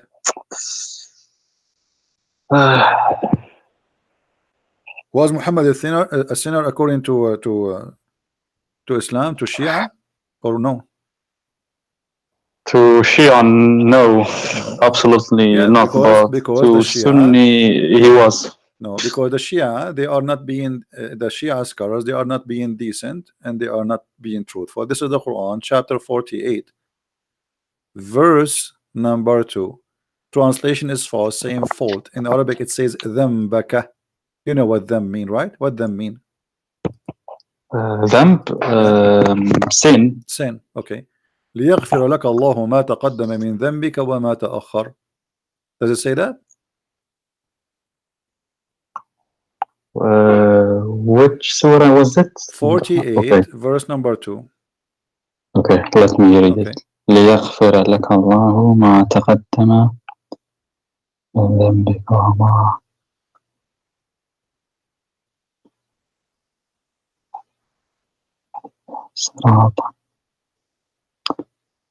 Yes, okay. So to who is he? This is to Muhammad. This is to Muhammad. This is speaking to Muhammad. This is the chapter of Al-Fatah. All of it is about Muhammad. So here we have given thee, Muhammad, a signal of victory, a signal of victory. Okay, that Allah may forgive thee sin that which in the past and which in to come. If the Quran just said that Shaitan have no authority over anyone to make him do what? If Shaitan have authority, what he would do? He would make you commit sin, correct? Do you agree? I don't know, man. Yeah. So Allah says you cannot make my followers do sin unless they follow thee, and they are criminals. So how Muhammad he commit the sin? And not only sin in the past and sin in the future. The Muslims, they have many fabrications saying that the Christians, they used to give a paper, like the Pope, he give a paper to forgive sin if you pay him money. The fact the Quran is the one who's doing that. Your past and your coming sin, open license for sin. But when does he forgive your sin? It doesn't say it, right? Wait, it says, my friend, it says forgive your past and your coming sin. And by the way, here there is something very wrong in the verse, and you speak Arabic, you know Arabic. Do you see here it says ليغفر لك الله? Yes. Translation, that may Allah, that Allah may forgive thee. How Allah he say may forgive thee? May? What does that mean? If Allah is the one who will forgive him, and Allah is the one who is talking, so how Allah he say me, Allah will forgive you? I am the one who's talking. And why is saying may? Here you notice that the one who wrote those verses, he forget to switch speaking about Allah from speaking about himself. If Allah is speaking here, he should not say that Allah may forgive thee. You are Allah. You mean Allah is here speaking? So why he okay, Allah is speaking, why he will say may Allah? And what do you mean may? You are Allah, you forgive him or not? Okay, okay, I get it. Yeah. I don't know actually. So Hassan, what, you want to stay a Muslim, man? After all this madness? You're still a Muslim? Stay a Muslim and may Allah forgive you. may Allah. Allah, he is not sure he forgive to Muhammad or not. May. And may in the past and the coming and the sin to come. I mean, look at this. As long you are saying the sin to come should not be may, because obviously you are saying you forgive him. So what do you mean ليغفر لك الله ما تقدم من ذنبك وما تأخر? What does le means here? ليغفر is like maybe in the Arabic? future, like they lead الاستقبال, you know, like something will happen in the future. So maybe Allah will Okay. forgive you in the this way in the translation is that may Allah forgive thee. Okay. What is that? Okay, you know what, Hassan, forget about all of this. Still you are not leaving Islam today. Until now, I can tell you are not, you are hesitating. I want you to help me to keep you as a Muslim. I want you to help me to keep you today as a Muslim. Give me something, make you stay as a Muslim still. Okay, let me think.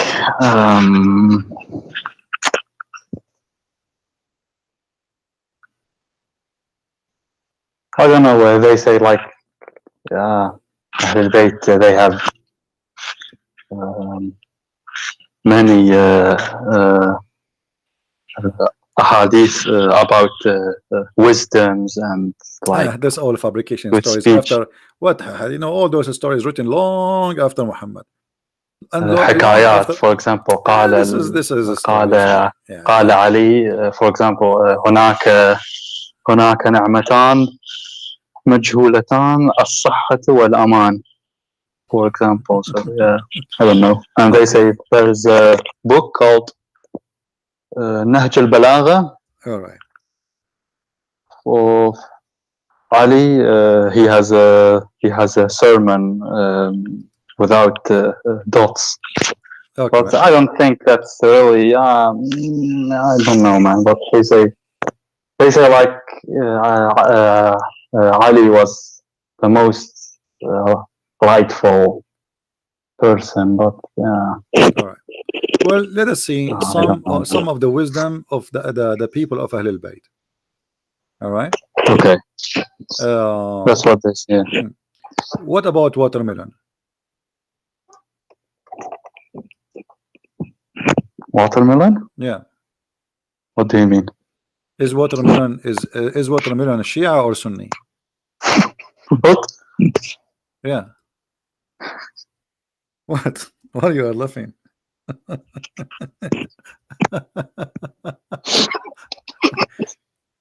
What happened? What do you mean? What do you? I'm asking you. You should answer me. Is watermelon Shia or Sunni? Guys, according to the Shia, watermelon, if she is sweet, she is a Shia, and she is from the one who love Ali and the family of the Prophet. If she is not the watermelon, she is Sunni. What do you say?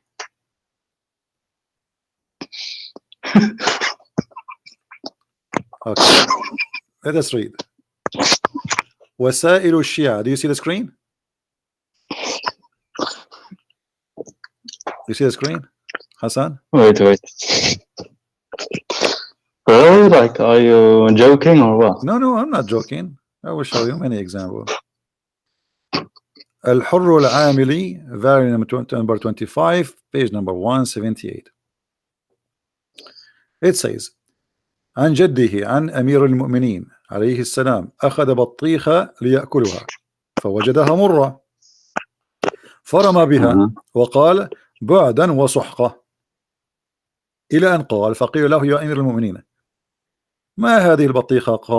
قال رسول الله صلى الله عليه وسلم إن الله أخذ عقد مودتنا على كل حيوان ونبت فما قبل الميثاق كان عذبا طيبا وما لم يقبل الميثاق كان ملحا زائقا. So let us translate. Ali, he took a بطيخة, a watermelon, and he wanted to eat it. Actually, let us click at Google Translation. And then when he start eating it, he found that it is sour. The taste is so bad. So he throw it away and he cursed it. And they said to him, the leader of the believers, Amir al-Mu'mineen, what's wrong? What's up with this watermelon? You know? He said that the Prophet of Allah, he said that Allah, he took a contract of our faith, which means Shia faith, on every animal grow up before the whatever, and every planet. Actually, here that the translation is wrong. And every planet, animal and planet. So Allah, he made a contract that all the animals and all the plants who are going to follow Ali, the good ones, Ali and his family, they will be sweet and good taste, and those who they are not, they will be salty and they will taste bad.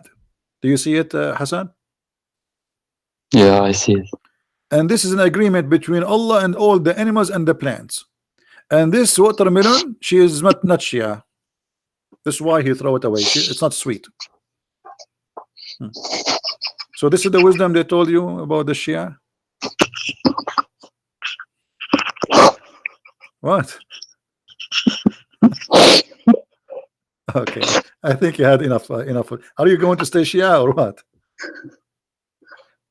Did we have enough for today?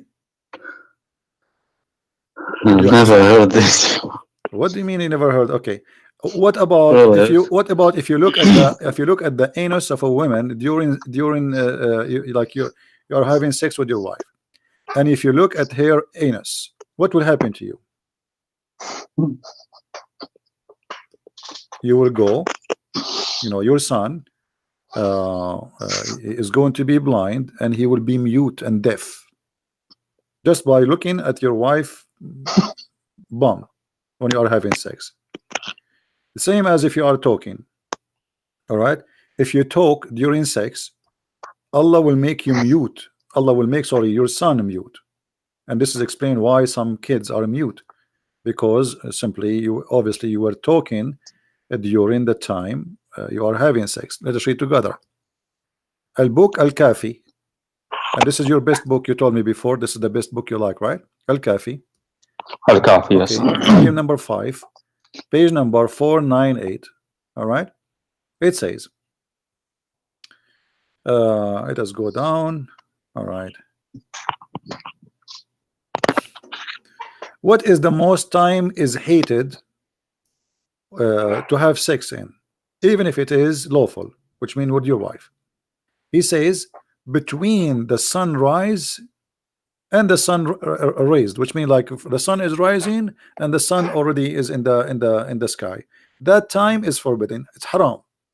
And between the sunset until the last light of the sun is gone, it's haram. It's bad. And then in the day where the sun have an eclipse and the moon have an eclipse, and in the night where there is like a cold air, sorry, dark wind, like I think this is from the sandstorm, and red wind and yellow wind, which is presenting a dusty storm, cold, hot. In those days you should not have sex. And then he says, All right, let us see.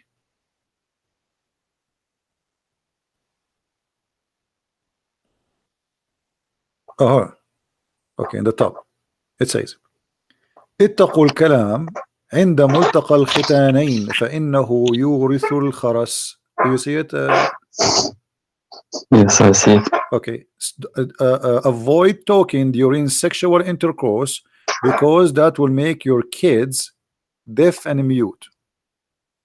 Wait. ملتقى الختانين. What does that mean? الختانين, which mean women is circumcised in Islam, a man is circumcised. So when the two circumcision met, you don't talk. ملتقى. Okay. Yes. ملتقى is meeting. Okay. Yeah.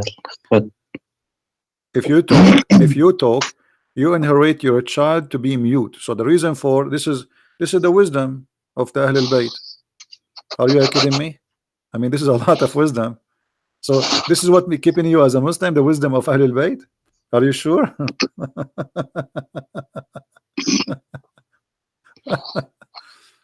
I mean, that's a lot of wisdom, man. I mean, that's really good.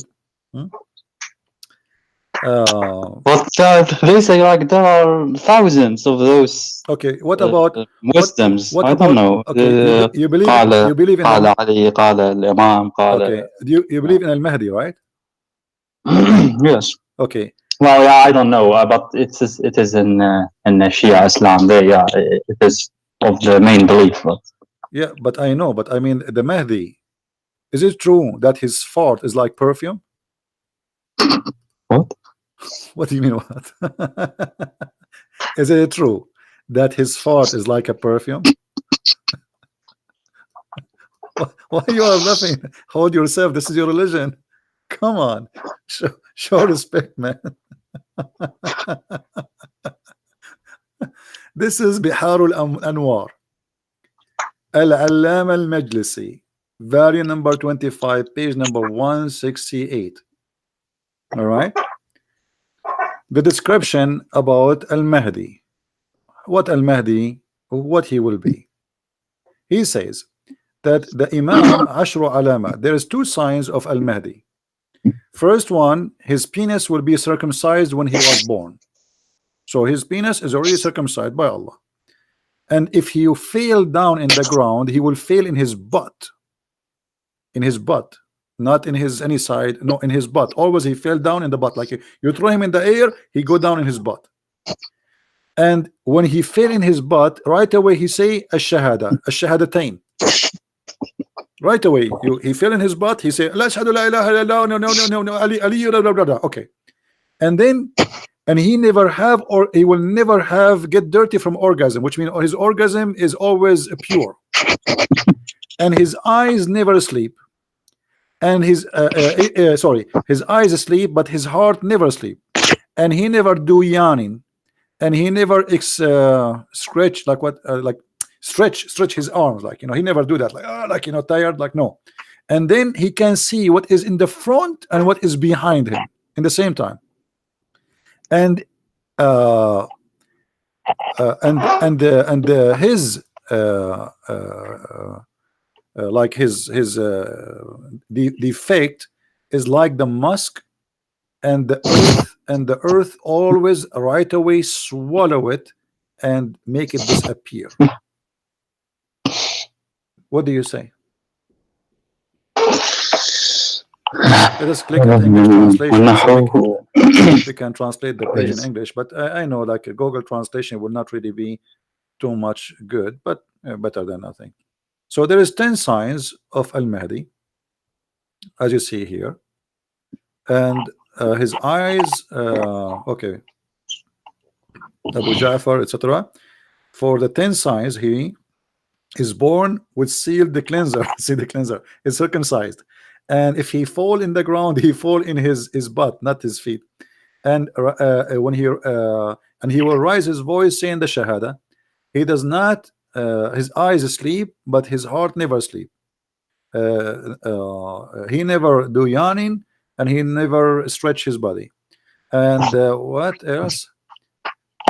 And then and translation here is really messed up. So what do you say, my friend, about the wisdom of the Ahlul Bayt? I mean, this is too much wisdom, and you are proud about it. So this is what making you stay as a Muslim?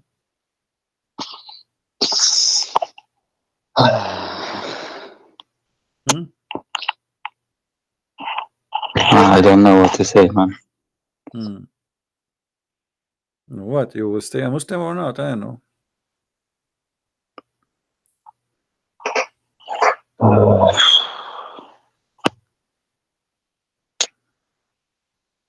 Like, yeah, I've never. This is the first time you. Yeah, I mean, okay. Do you watch? The first was Al Shia, the first book you said.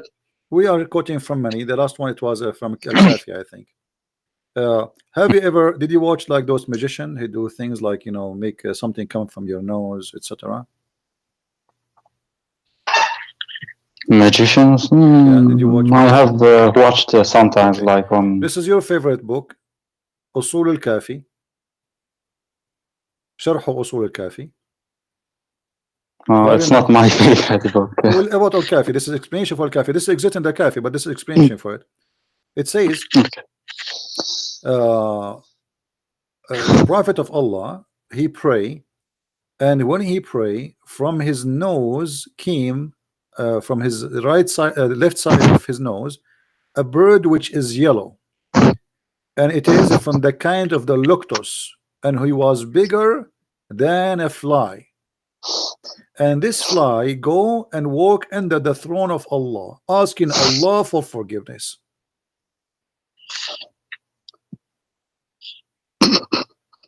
What? This is a bird coming from the nose of your Prophet Muhammad, and his was yellow. He was a bird, but yet he is smaller than the luctus and bigger than the fly. And he walked under the throne of Allah, asking Allah for forgiveness until the judgment day. They asked your prophet, actually no, not your prophet here. كنت أجالس أبا عبد الله عليه السلام. So a guy who was sitting with Imam Abdullah, and he said to him, where the sneezing come from? He said, the nose. He said, you are right. I mean, you see the wisdom? The sneezing, where the sneezing came from the nose. You are right. Here they are quoting you the amazing miracles of those guys. I mean, the guy, he is telling us that the sneeze come from the nose. I mean, all right. And then he says, where is the sperm is coming from? He says from all the body, not only from the penis. And then this is what he says. Testicles, you mean? And then he says, no, all the body. Jami'u al-badan. He says, don't you see when a human he sneeze, all his limb move? And if somebody he sneeze once, he will not die for the coming 7 days. So he's trying to prove to you that the connection between your sperm and your sneezing. So while you sneeze, all your body move. And he is saying he's connecting between where the let me translate this to English so people they can read. I mean,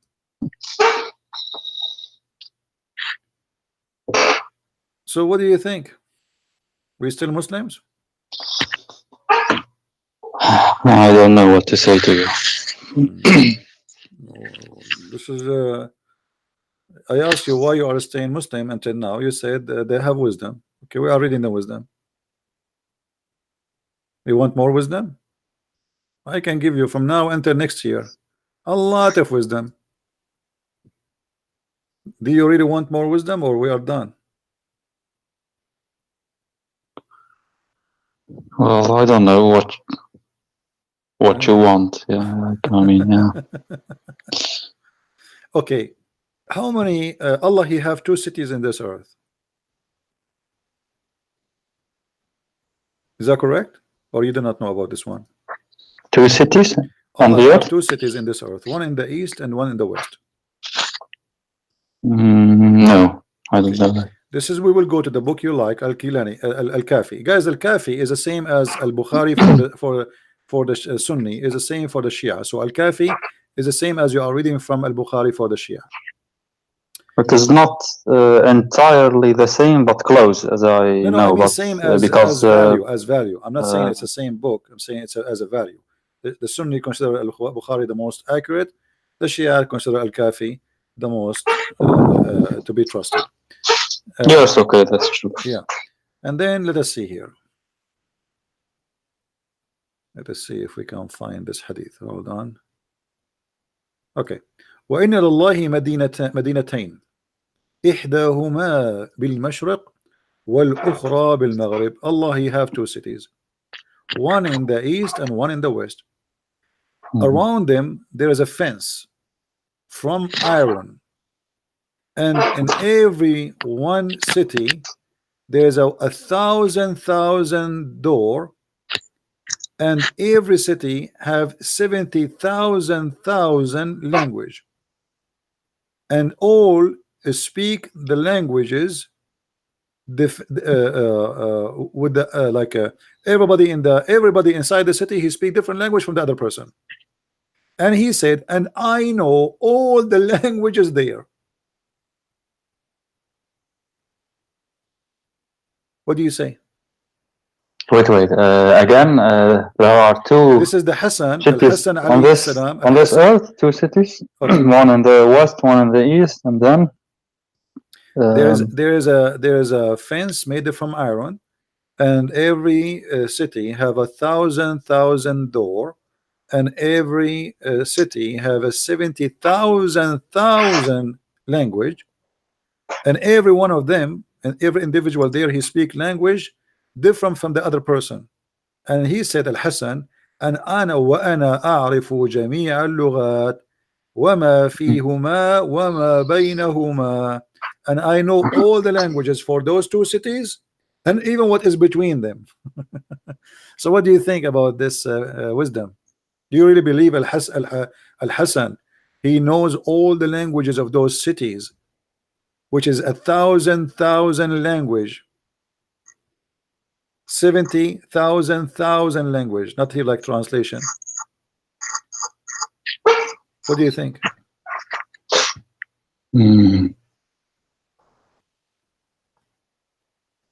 But there's two cities. Where is that? Like meant? One city on in the earth, east, or? one city, yeah, in the earth, but nobody knows where.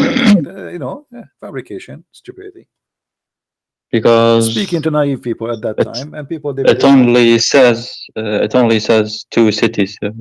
God, no, Allah has two cities. Allah has two cities.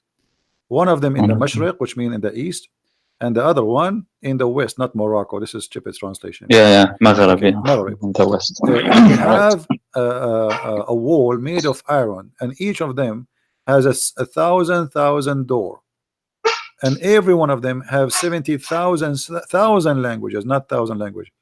I know all the languages in it and what is between those two cities. So the whole language of the words, Al-Hussein, Al-Hassan, he know it. What do you say? Yeah, this one reminds me of another, like someone asked Imam Al-Hussein, how many hair do I have? And then he I can answer your question easy. This is easy. Ask me the question. How many hair you have? He knew. I know. He knew like how many. Imam Al-Hussein, he said, yeah. I know too. Tell me, ask me the same question. Okay, you have 4 billion hair. Prove me wrong. I mean, yeah, okay. How many hair I have? I mean, those stories obviously is nothing but fabrication. I mean, I feel sorry for the Shia. You know, I mean, they are naive people, deceived, and they believe that this is always true. I mean, isn't it always? This is really crazy. But I don't know, man. Like there is a sheikh. They say he is so knowledgeable. You know, he has. Okay, listen. He has read all the Shia books, and he can debate everyone. You know, but who? Who's that? But he doesn't do that because he says, I Let don't him come know. and debate me. What about your prophet? About your prophet, he put his tongue inside the mouth of Hassan. Al-Hussein, sorry. You told me about that last time, yes. Like he fed him with, okay. Yeah, this is Al-Kafi. No, not last time I told you about his finger. Last time, the prophet, he put his finger in the tongue of Al-Hussein, and each time he sucked his finger, Al-Hussein do not need food for 3 days. This one in the book of Ibham, right? His thumb or yeah, he's put his finger. It doesn't matter, a finger. And then, yes. but here the prophet, he put his tongue inside the mouth of Al-Hussein and he sucked it. He sucked the tongue of Hussein and he cut from it, which means he like Al-Hussein. I think what they mean by here, it's like the Hussein is fitted by the tongue of the prophet, but just by sucking each other tongues, Al-Hussein, he got his food. What do you think? What is it? What is that? This is in Al-Kafi. This is Al-Kafi. I think in value number 1. Let me try to find it. Hold on.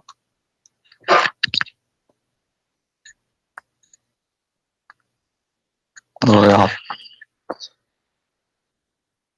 Praise to the internet then. Yeah, we can find everything so easily. Huh? Yeah, well, internet for sure. If you want to find this, if you want to find this in books, it's going to take forever to open pages and flip. Yeah. I don't have them actually. Al-Kafi is 6 volumes, as I know, and Bihar al-Anwar is 100 or so. Yeah. Very big. Yeah. Let us see where it says that.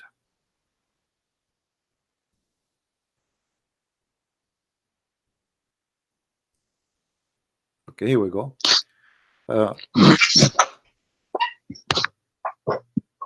كان يؤتى بالحسين فيلقمه لسانه فيمصه فيجتزئ به ولم يرتضع من أنثى. Reference 38. Let's click at 38. 38 is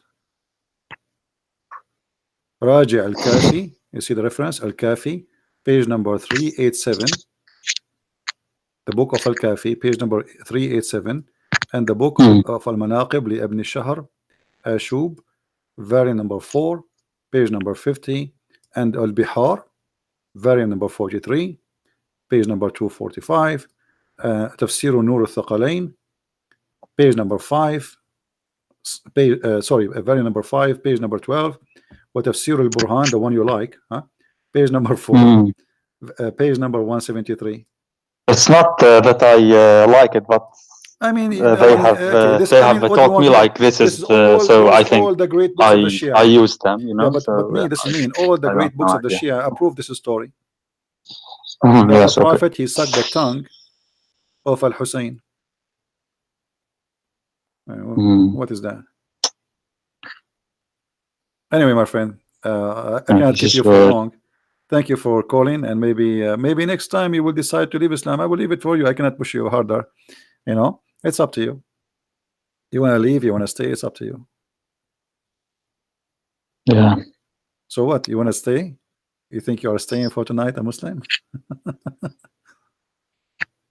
don't know, man. I feel sad. Like what? Yeah. Well, that's not right, but I don't know what. Say what? I mean, be honest with yourself. Is that something really you believe in? No. Okay, so what? Are you going to say I'm out of Islam today?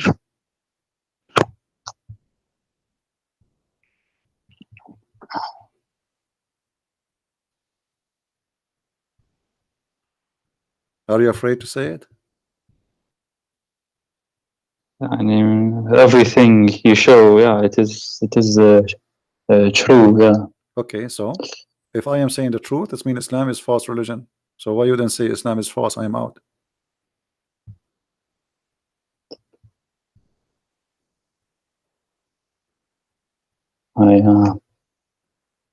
I don't know, man. I just told you how many hair you I have. feel sad.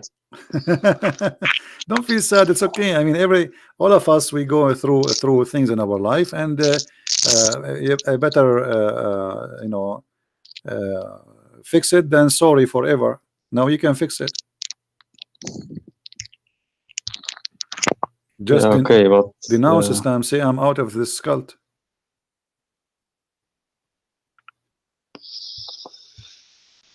okay, but yeah, what then? Okay, but In did this you case, say? like, I want to hear there's this. not a single religion Okay, hold on. which I'm really Before we convinced. talk about I what don't know. next, no. Before you talk about next, did you denounce Islam? Did you leave Islam?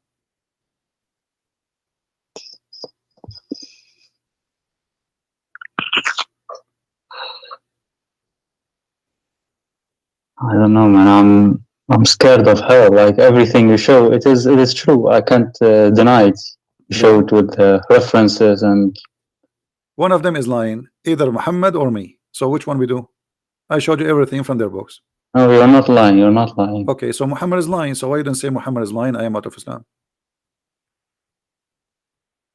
I don't know, man. I'm so scared. They say if you leave Islam and then what? like, You will not get the 70,000 version, 70 version. oh, like no version are waiting hell for you, torment, for me, punishment. They say, yeah. There's no version are waiting for us. Neither me, neither you. It's a lie. Come on, say it. Be brave.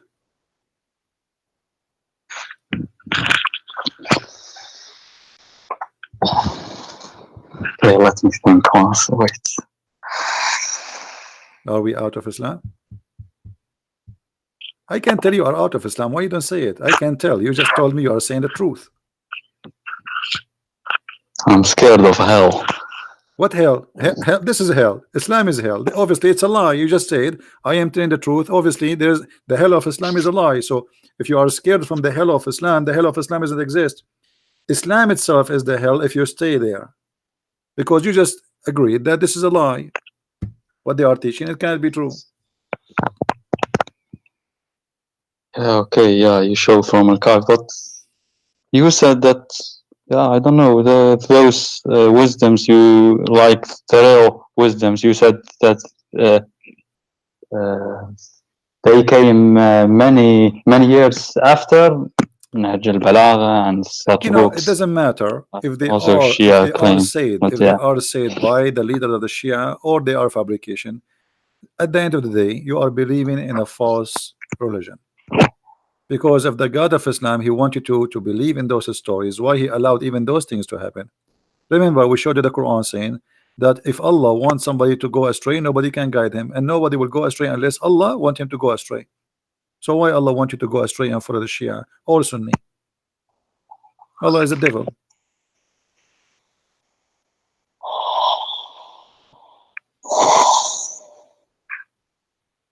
So are we out of Islam? Okay, yeah, you're out of Islam. I think so. You are out of Islam. I mean, I don't believe in those things that you showed. So okay, so you are out of Islam. I'm so happy for you, Hassan.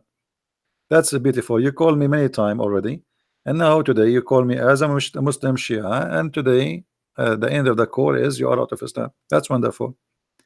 Now you said you're afraid from hell. Well, for me as a Christian, I am not afraid of hell. I believe in the Messiah, and I will be with him.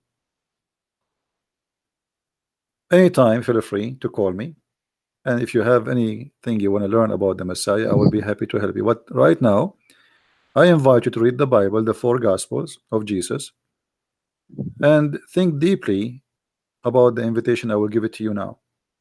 There's no salvation except with the Messiah, and his name is great wherever you go.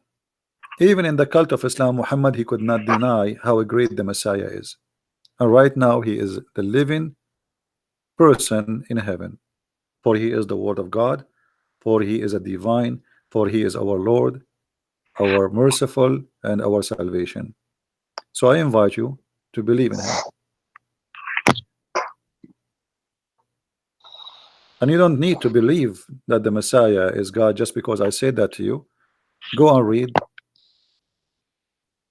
research, study, and look at the amazing teaching of Christ. What do you say? I don't know, man. Actually, I don't know. Nothing makes sense for me right now. Like, there's not a single religion that makes sense. Islam when you speak doesn't about, make when you speak sense. about sense, Shia, Sunni. yeah, when you speak about sense depends sense to who? Because For you me see, right now, like Christianity, Judaism, I've thought about Hinduism, even atheism doesn't make sense for me. Like right now, I don't know, man. Life doesn't make sense. it's all right. You see, I'll give you time. Go and read and research at any time. Feel free, Hassan, if you like, you can call me anytime, and I will be happy to help you. But why are there so many Christians leaving Christianity and there is so many people, yeah. so many Christians accepting Christianity? Where are there so many leaving Christianity? What do you mean, atheist or what? I mean, in the past, like what I live now, like 60% are atheists.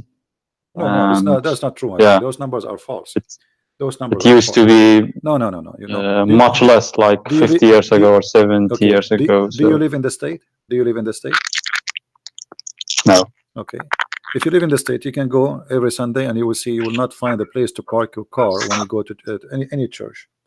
Our churches, not only churches, they are mega churches, are huge. So Europe, I'm talking about Europe. It doesn't. Europe, they are, you know, they became more into secular. This is why you don't see really Christian, but they are exist and they are in a huge number. But they are not aggressive people to force themselves to show here we go, we are here.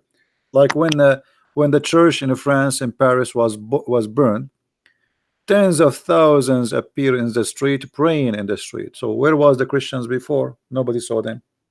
But suddenly everybody see the Christians. Christians are not like Muslims. They don't go pray in the street to show themselves. They are all over. But we don't. We are not hypocrite. So if you think that Europe became not a Christian, I think this is a very wrong idea about Europe. No, I mean, like they have decreased. For example, there is 50 years ago, our friend, always a freedom, always a freedom. Freedom.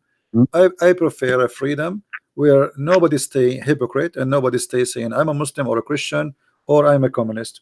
You see, in China, nobody dare to say he is not a communist. Correct? But there is many Christians and there is many Muslims, but nobody dare to say I am not a communist. No. Same in Saudi Arabia. There's many atheists, there's many gays, there's many lesbians, there's many Christians, but nobody dare to say I'm not a Muslim. So yes, they say that 100% is Muslim, but I don't believe that. I think that's impossible. So freedom, I don't care really how many Christians there is, I don't care how many Muslims there is. Freedom is good because a freedom can leave no hypocrisy. That's true, yes, but I don't know, maybe I have watched also too much videos. Let us say that all the world became atheist or Muslim, and I'm the only Christian. That will not make me wrong. Yes, this is not I agree. Right now we are the biggest believe in this earth as a Christians by number, the biggest at all. That will not prove that the Christianity is right still. So number doesn't mean nothing. Number mean nothing. What I agree, but I mean, of Jesus, I don't know. In the time of Jesus, for example, there was only 12 apostles. Only 12. Jesus and 12 apostles. Does that mean Jesus was wrong? No. So this is not really what make believe wrong or right. It is the belief itself, the value of it, and the proof of it. If it is true, it's true. It's not, it's not. No matter how many people believe in it or not. Sure, but I mean, like leaving or criticizing. For example, I watched a guy who his name is Bart Ehrman, and I don't know, maybe yeah. And I can refute him easily. You know that guy? Yeah, I know him. He can refute Like you. I saw even this debate even this between one- him and yeah, James White Even about this one, he brought nothing. He says to us, New Testament. the Bible is improved by time. Why? Because and that's supposedly for him. The Bible is not a perfect book, but that's stupid to say. The Bible translation improved by time because we discover more and more manuscript. So Mhm. that will not is working in the opposite direction for negative. It's positive. All the improvement happen in one direction, proving everything Christianity teach, not the opposite. Like if you find something, a new manuscript saying the opposite of what we found before, then that will be a problem. But what we found confirm what we found before. So the new find is the same as the old find, nothing changed. So his argument is very silly. But people, they are free. As I said, people are free to make any argument, and you use your brain and your mind, and you make a decision who is the one who makes sense for you. You left Yeah, Islam. sure. You left Islam Always now, will, yeah. but you are free to believe or not to believe. Yes, yeah, I don't know, man. Yeah. Anyway, my friend, feel free anytime if you want to call me. I will be happy to hear you. And for now, I have to let you go. We are here for a while. Thank you for calling. Yes. And I'm happy that you left Islam already. All right. Okay. Yeah. Thank you, Hassan. Take care. Yes. Take care. God bless. Bye bye. Allah. Shukran. All right. Well, I'm glad at least for Hassan that he decided to leave Islam, and I hope sooner or later he will find the truth, and the truth will set him free. Again, belief is a personal matter, and it's not something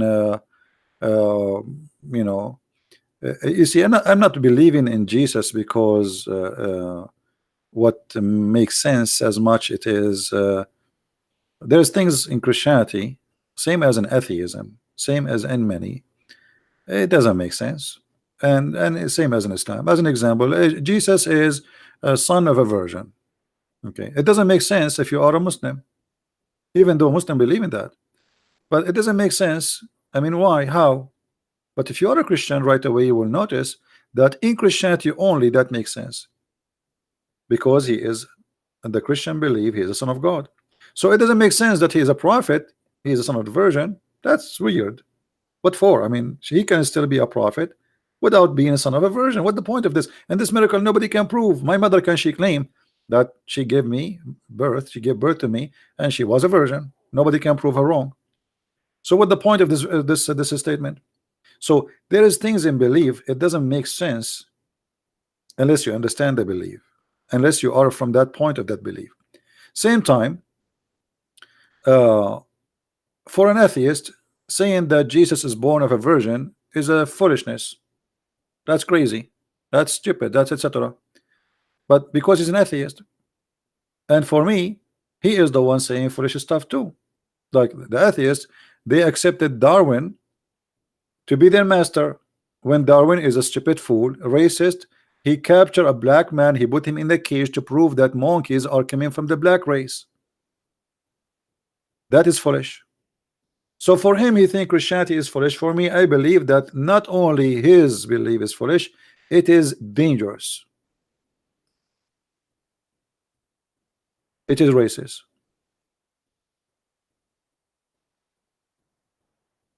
A Muslim, he believed that Mary, she would give birth, but she is a virgin, but she cannot explain to us why. What the point of this verse? This doesn't make sense. Why? We don't know.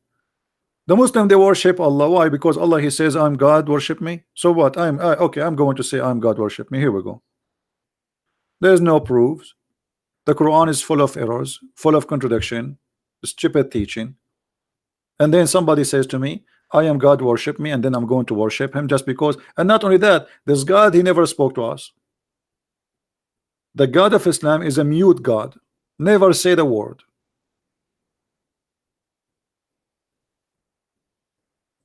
So how we can believe? And believe in what? Believe in a God we never met, we never saw, we never heard of? Believe in God who told us that if you kiss a black stone, that will forgive your sin? Believe in God who do not know how the earth is created? He says crazy stuff in his Quran. So there's things, it's important to make sense, and this is like a basic logic. And there's things above making, like let's say believe, like we as a Christian we believe in miracles. Do miracles make sense? No. Miracles does not make sense. There's nothing is called miracle does make sense. This is why we call it miracle.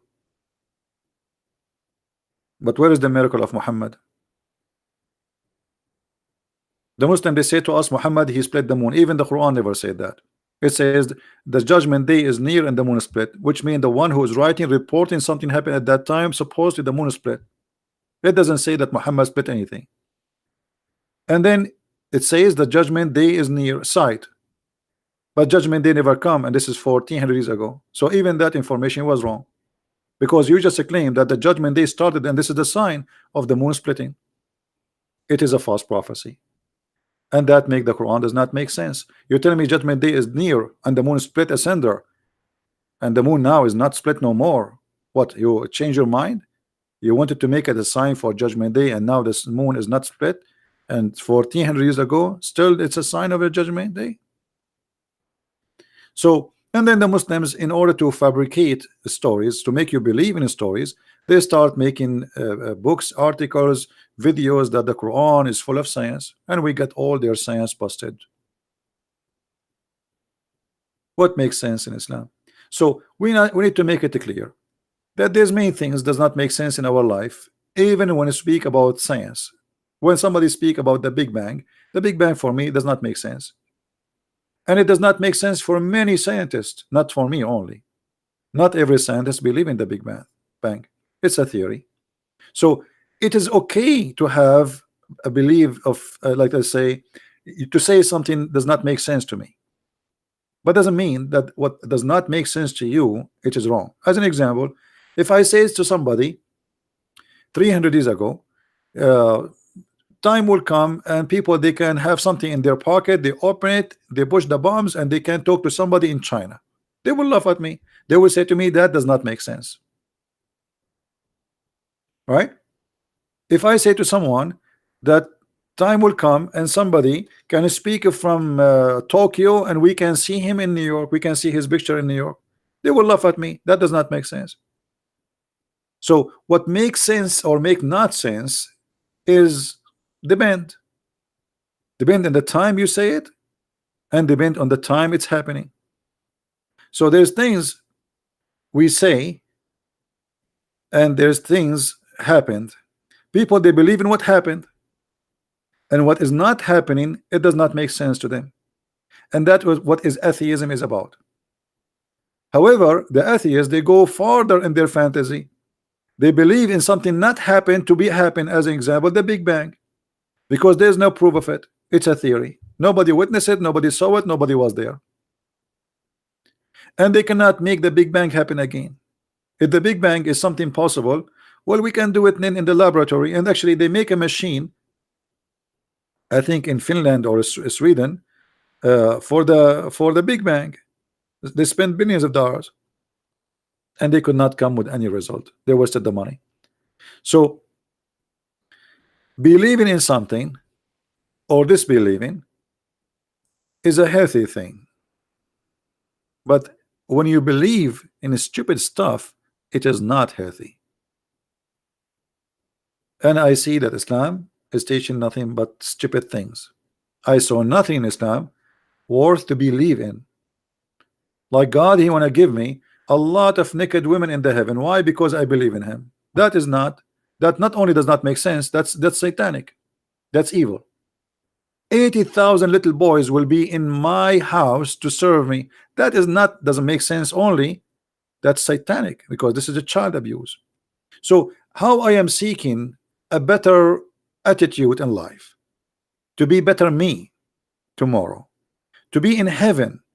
Yet in the heaven I have a lot of abuse I will do for people who will be under my command.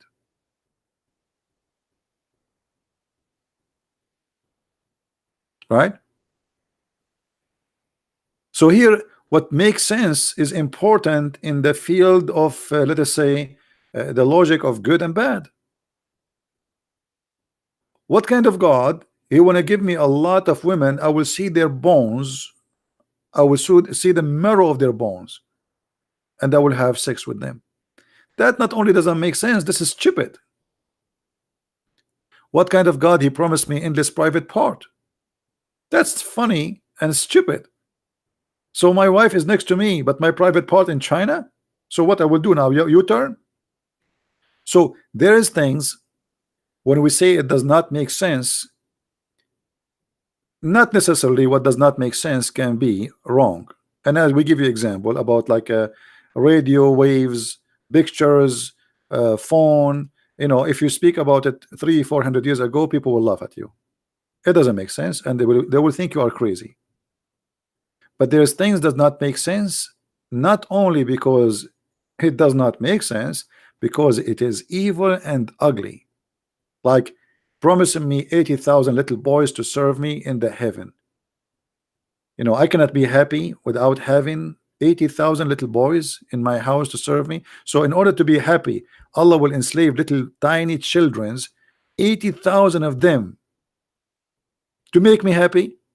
So you will make 80,000 miserable servant for eternity to make one person happy.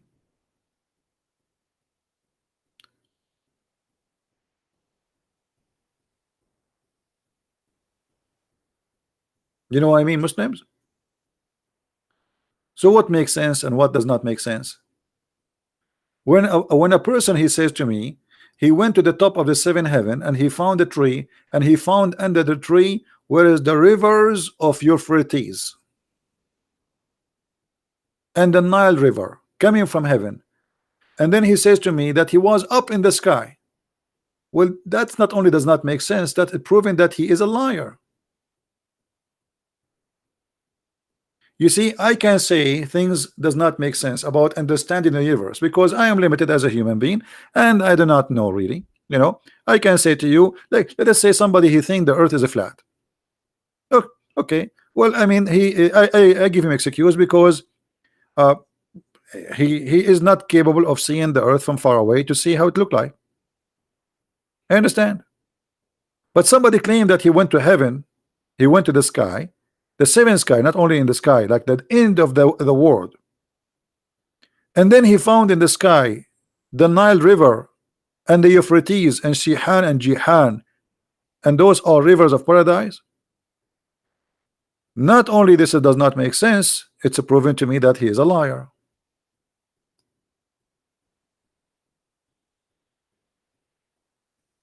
So there is a huge difference between believing in things make sense or not and believing in lies, obvious lies. A prophet who claimed that he was very weak in sexual relationship, and then God he sent him a dish of kebab, he ate it and he got the power of 40 men. This is not only does not make sense, this is stupid, because how the Muslim they say to us that if Allah wants something to happen, he say be is going to happen, and then Allah in order to fix the private part of Muhammad, he have to cook and send the cook with the angel, pizza delivery. Allah he knows everything, but Allah he know nothing in the same time.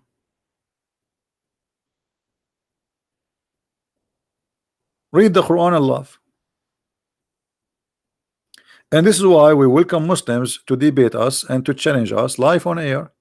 And I challenge you to show me how you say, okay, Allah he said I am God, worship me. Okay, so is that a reason to worship him? Maybe he doesn't even exist. Who is the one who says I am Allah, worship me? Allah? Have you heard him? So look at this religion. One guy, no witnesses. His name is Muhammad. He never saw Allah. He never heard Allah. He witnessed to Allah, and nobody witnessed to him. and yet we have to believe in him. The Quran says in a silly case as writing like borrowing money, we have to get at least 2 witnesses. In the case of adultery, we have to get 4 witnesses.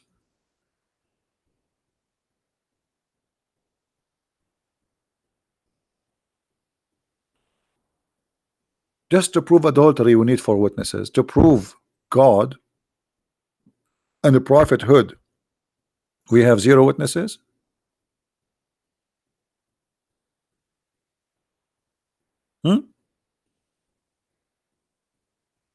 Which one is more important?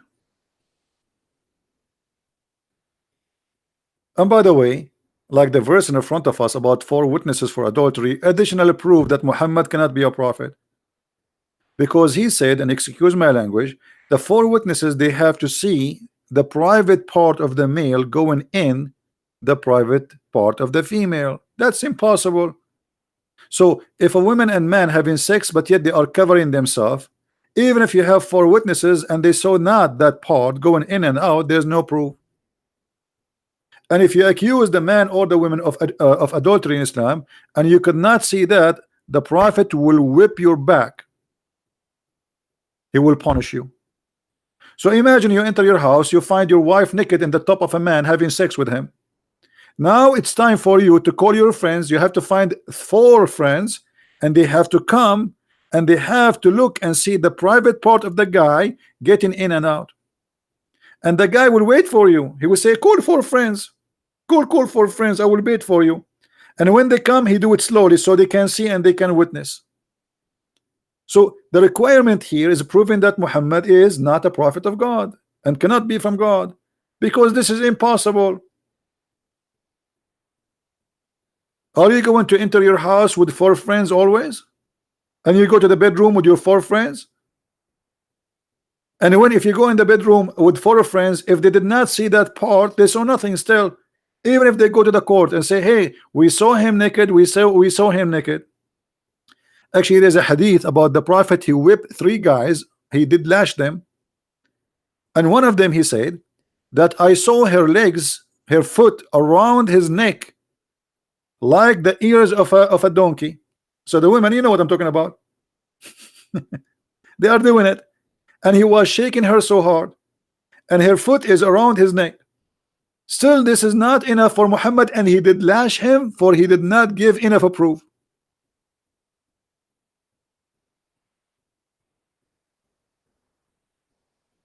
So how we can prove adultery in Islam?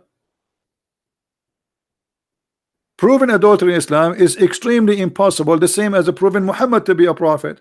No witnesses, nothing. Okay, Muhammad, he went to the 7th heaven 11. Any witnesses? No. Muhammad, he saw the angel Jibreel, and Jibreel gave him Quran. Any witnesses? No.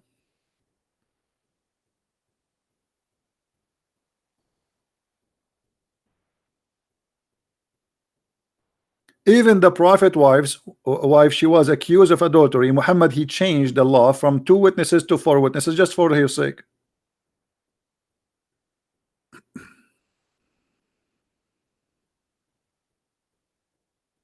So what is the proof that Muhammad is a prophet? No proof.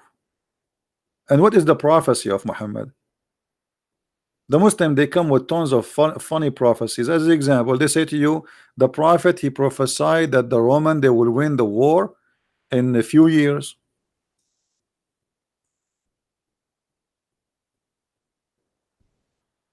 But this prophecy, he received it after they won, not after before.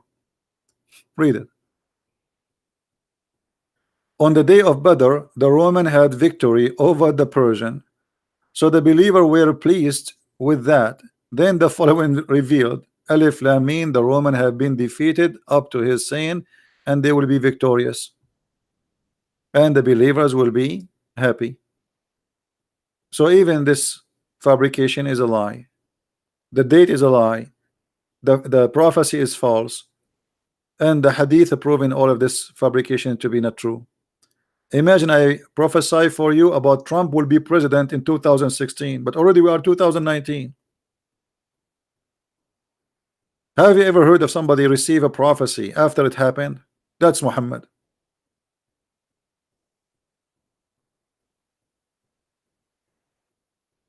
That is Muhammad. Today is Wednesday, 22nd. Tomorrow and the day after, I'm going to take a break from going live on air. So we will go back in a Friday, if you don't mind, guys, because I'm getting really headache from speaking for long. It's too much every day. So I will take 2 days break, and we will be back on Friday.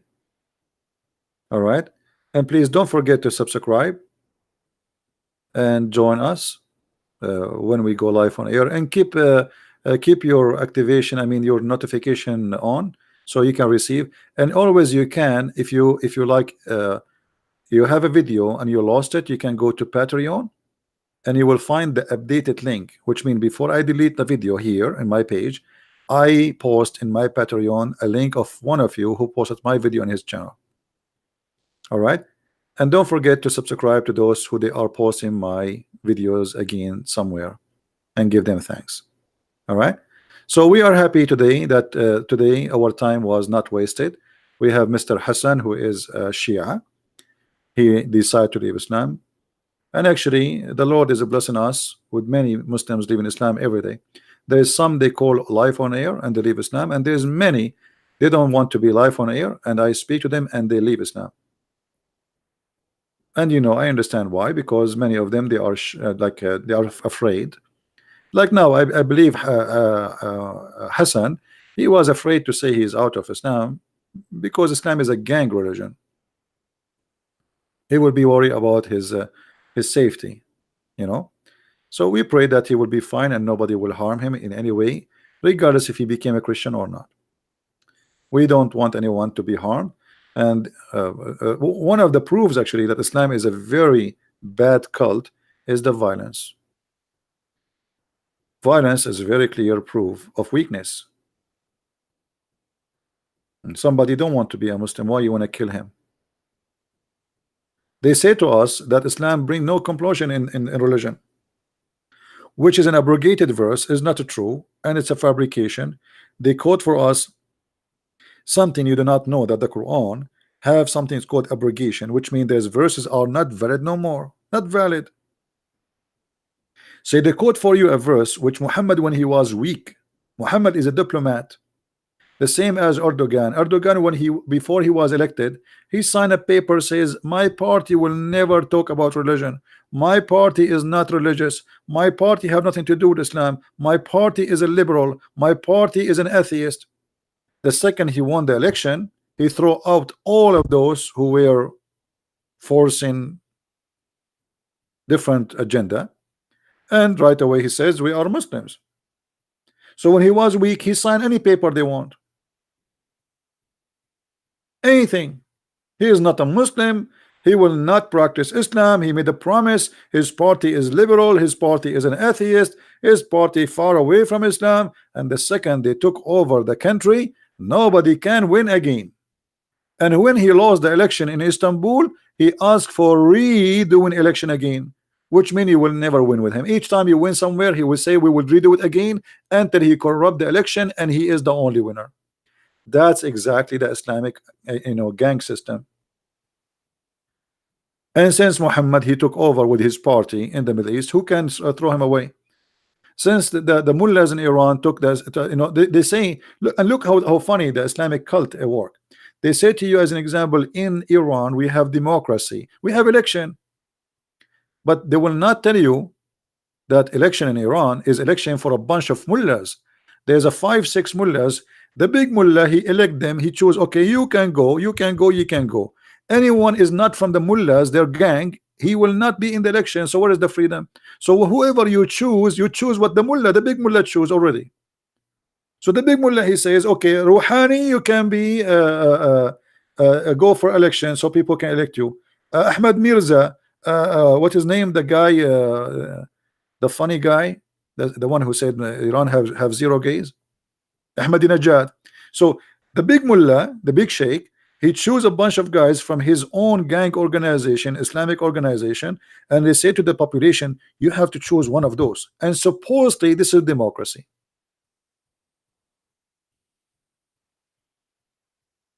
This is how they try to fool us by the democracy of Allah and His religion.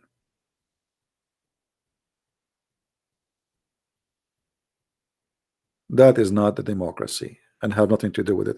And if you take your hijab off, they beat you, they take you to jail. If you say I don't want to be a Muslim, they execute you. Yet they claim that they have democracy. Just 3 days ago, 50 or 60 women, they were having like a fashion whatever thing occasion. They arrest them all for fashion. Anyway, if women cannot do fashion, who is going to do fashion? That's the enemy of Allah, fashion. The enemy of Allah, Allah himself will die from fashion. And those poor women, like, they are not showing their panties. I mean, it's not a fashion for bikini. You know, it's normal clothes. They arrest them. A woman, she's singing in the street, like in Saudi Arabia. A little girl, she is 17, 16 years old. She sang a song when she was on a trip, taking a selfie. The whole country went up as if she is the biggest criminal ever on earth. Those people still live in the cave time. And all of this due to Islam. Islam make them live in the cave time. What the woman she did? She sang a song. She danced in the front of the camera. She is not naked. But it's haram. It's haram. If you open their TV, you see nothing but belly dancing. Go open the month of Ramadan, all the movies, naked people. So movies is okay, but your women, they cannot. This is why when Muslim women, they go overseas, they do anything, they do everything, because they are, you know, it's like somebody who was in jail for 20 years and then he never saw a woman, and then you open the door for him, and suddenly in front of him there's many women almost wearing nothing. What he would do? He would be like an animal. He will act like one. So they put them in jail. You cannot do this. This is haram. This is forbidden. This is, but everything is done under the table. In the month of Ramadan, as we speak now, you go to Thailand, you go to Philippines, you go to all those countries, you will find nothing but Saudi going there. Nobody in Saudi Arabia. In the month of Ramadan, the whole country is abroad, because nobody want to practice Ramadan. They want to go drink, they want to do prostitution, they want to see dancing, they want to do music, they want to have beer, they want to have whiskey. But they cannot do it in their country, so they do it in different country.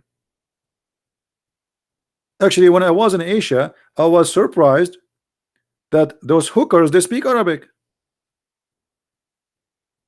because they come to me and they say to me, hello Habibi, and they speak to me in Arabic, what do you like, Habibi? And I was, how she speak Arabic? Yeah, but all the customers are Arab. The customers are Arab. They knew Arabic better than any language.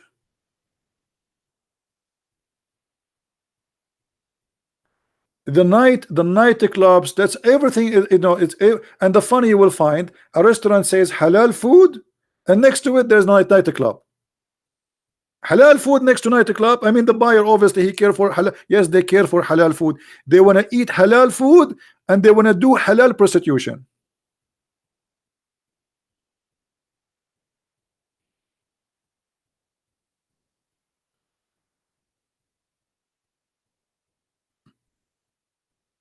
So there's things make sense and there's things does not make sense. Islam not only does not make sense, Islam is crazy, violent cult.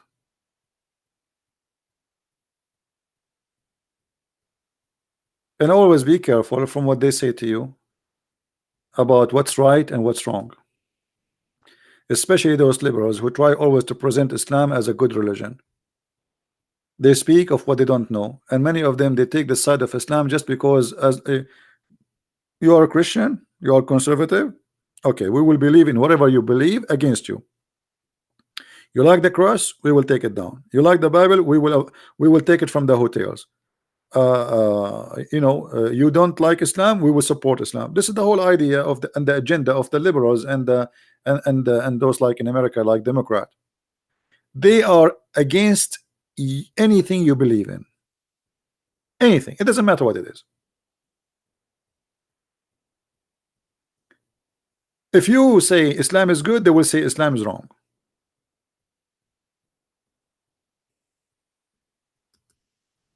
So don't let them fool you, and don't let them deceive you. This world is full of deception, TV stations, news, propaganda, agenda, parties, politician, everybody lying at everybody. It is a competition of lying. Who wanna lie more? And the naive one are the victims. Who would like to lie more? And if you say the truth, they accuse you of Islamophobia. They say you are a hate monger. They will say the second you say the truth.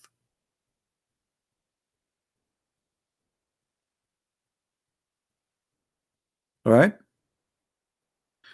So anyway, I hope today it was good for you. Those who like to cut and paste the videos in their channel, don't forget to download the video right away. Especially today we have a good event of Mr. Hassan. He decided, he's a Shia, he decided to leave Islam. It was a good day for him, and we pray that the Lord, he will guide him and he will show him the right place to be in. And I hope that soon he will come to a conclusion in whatever make him feel better. If it's not a Christianity, then it's not a Christianity. So still I will pray for you, that I pray that the Lord will guide you and will bring you to peace, and you will find happiness in your life, whatever the happiness is. All right. If it's not a Christianity, let it be, but we want you to be happy, and God, he love everybody.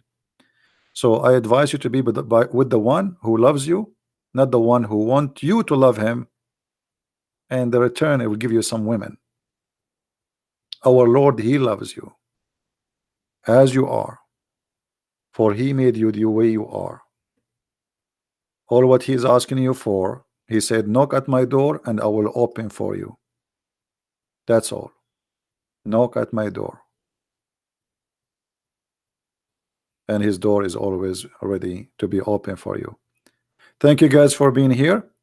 May the Lord bless you, and I will see you soon again. Remember, I will take 2 days off, tomorrow and the day after, and I will be back in Friday, same time, 3:30 p.m. and maybe in the weekend we'll do it too, but earlier, so those who live in Asia, they can join us. Thank you. Christ is Lord, Islam is false. See you soon. Bye-bye.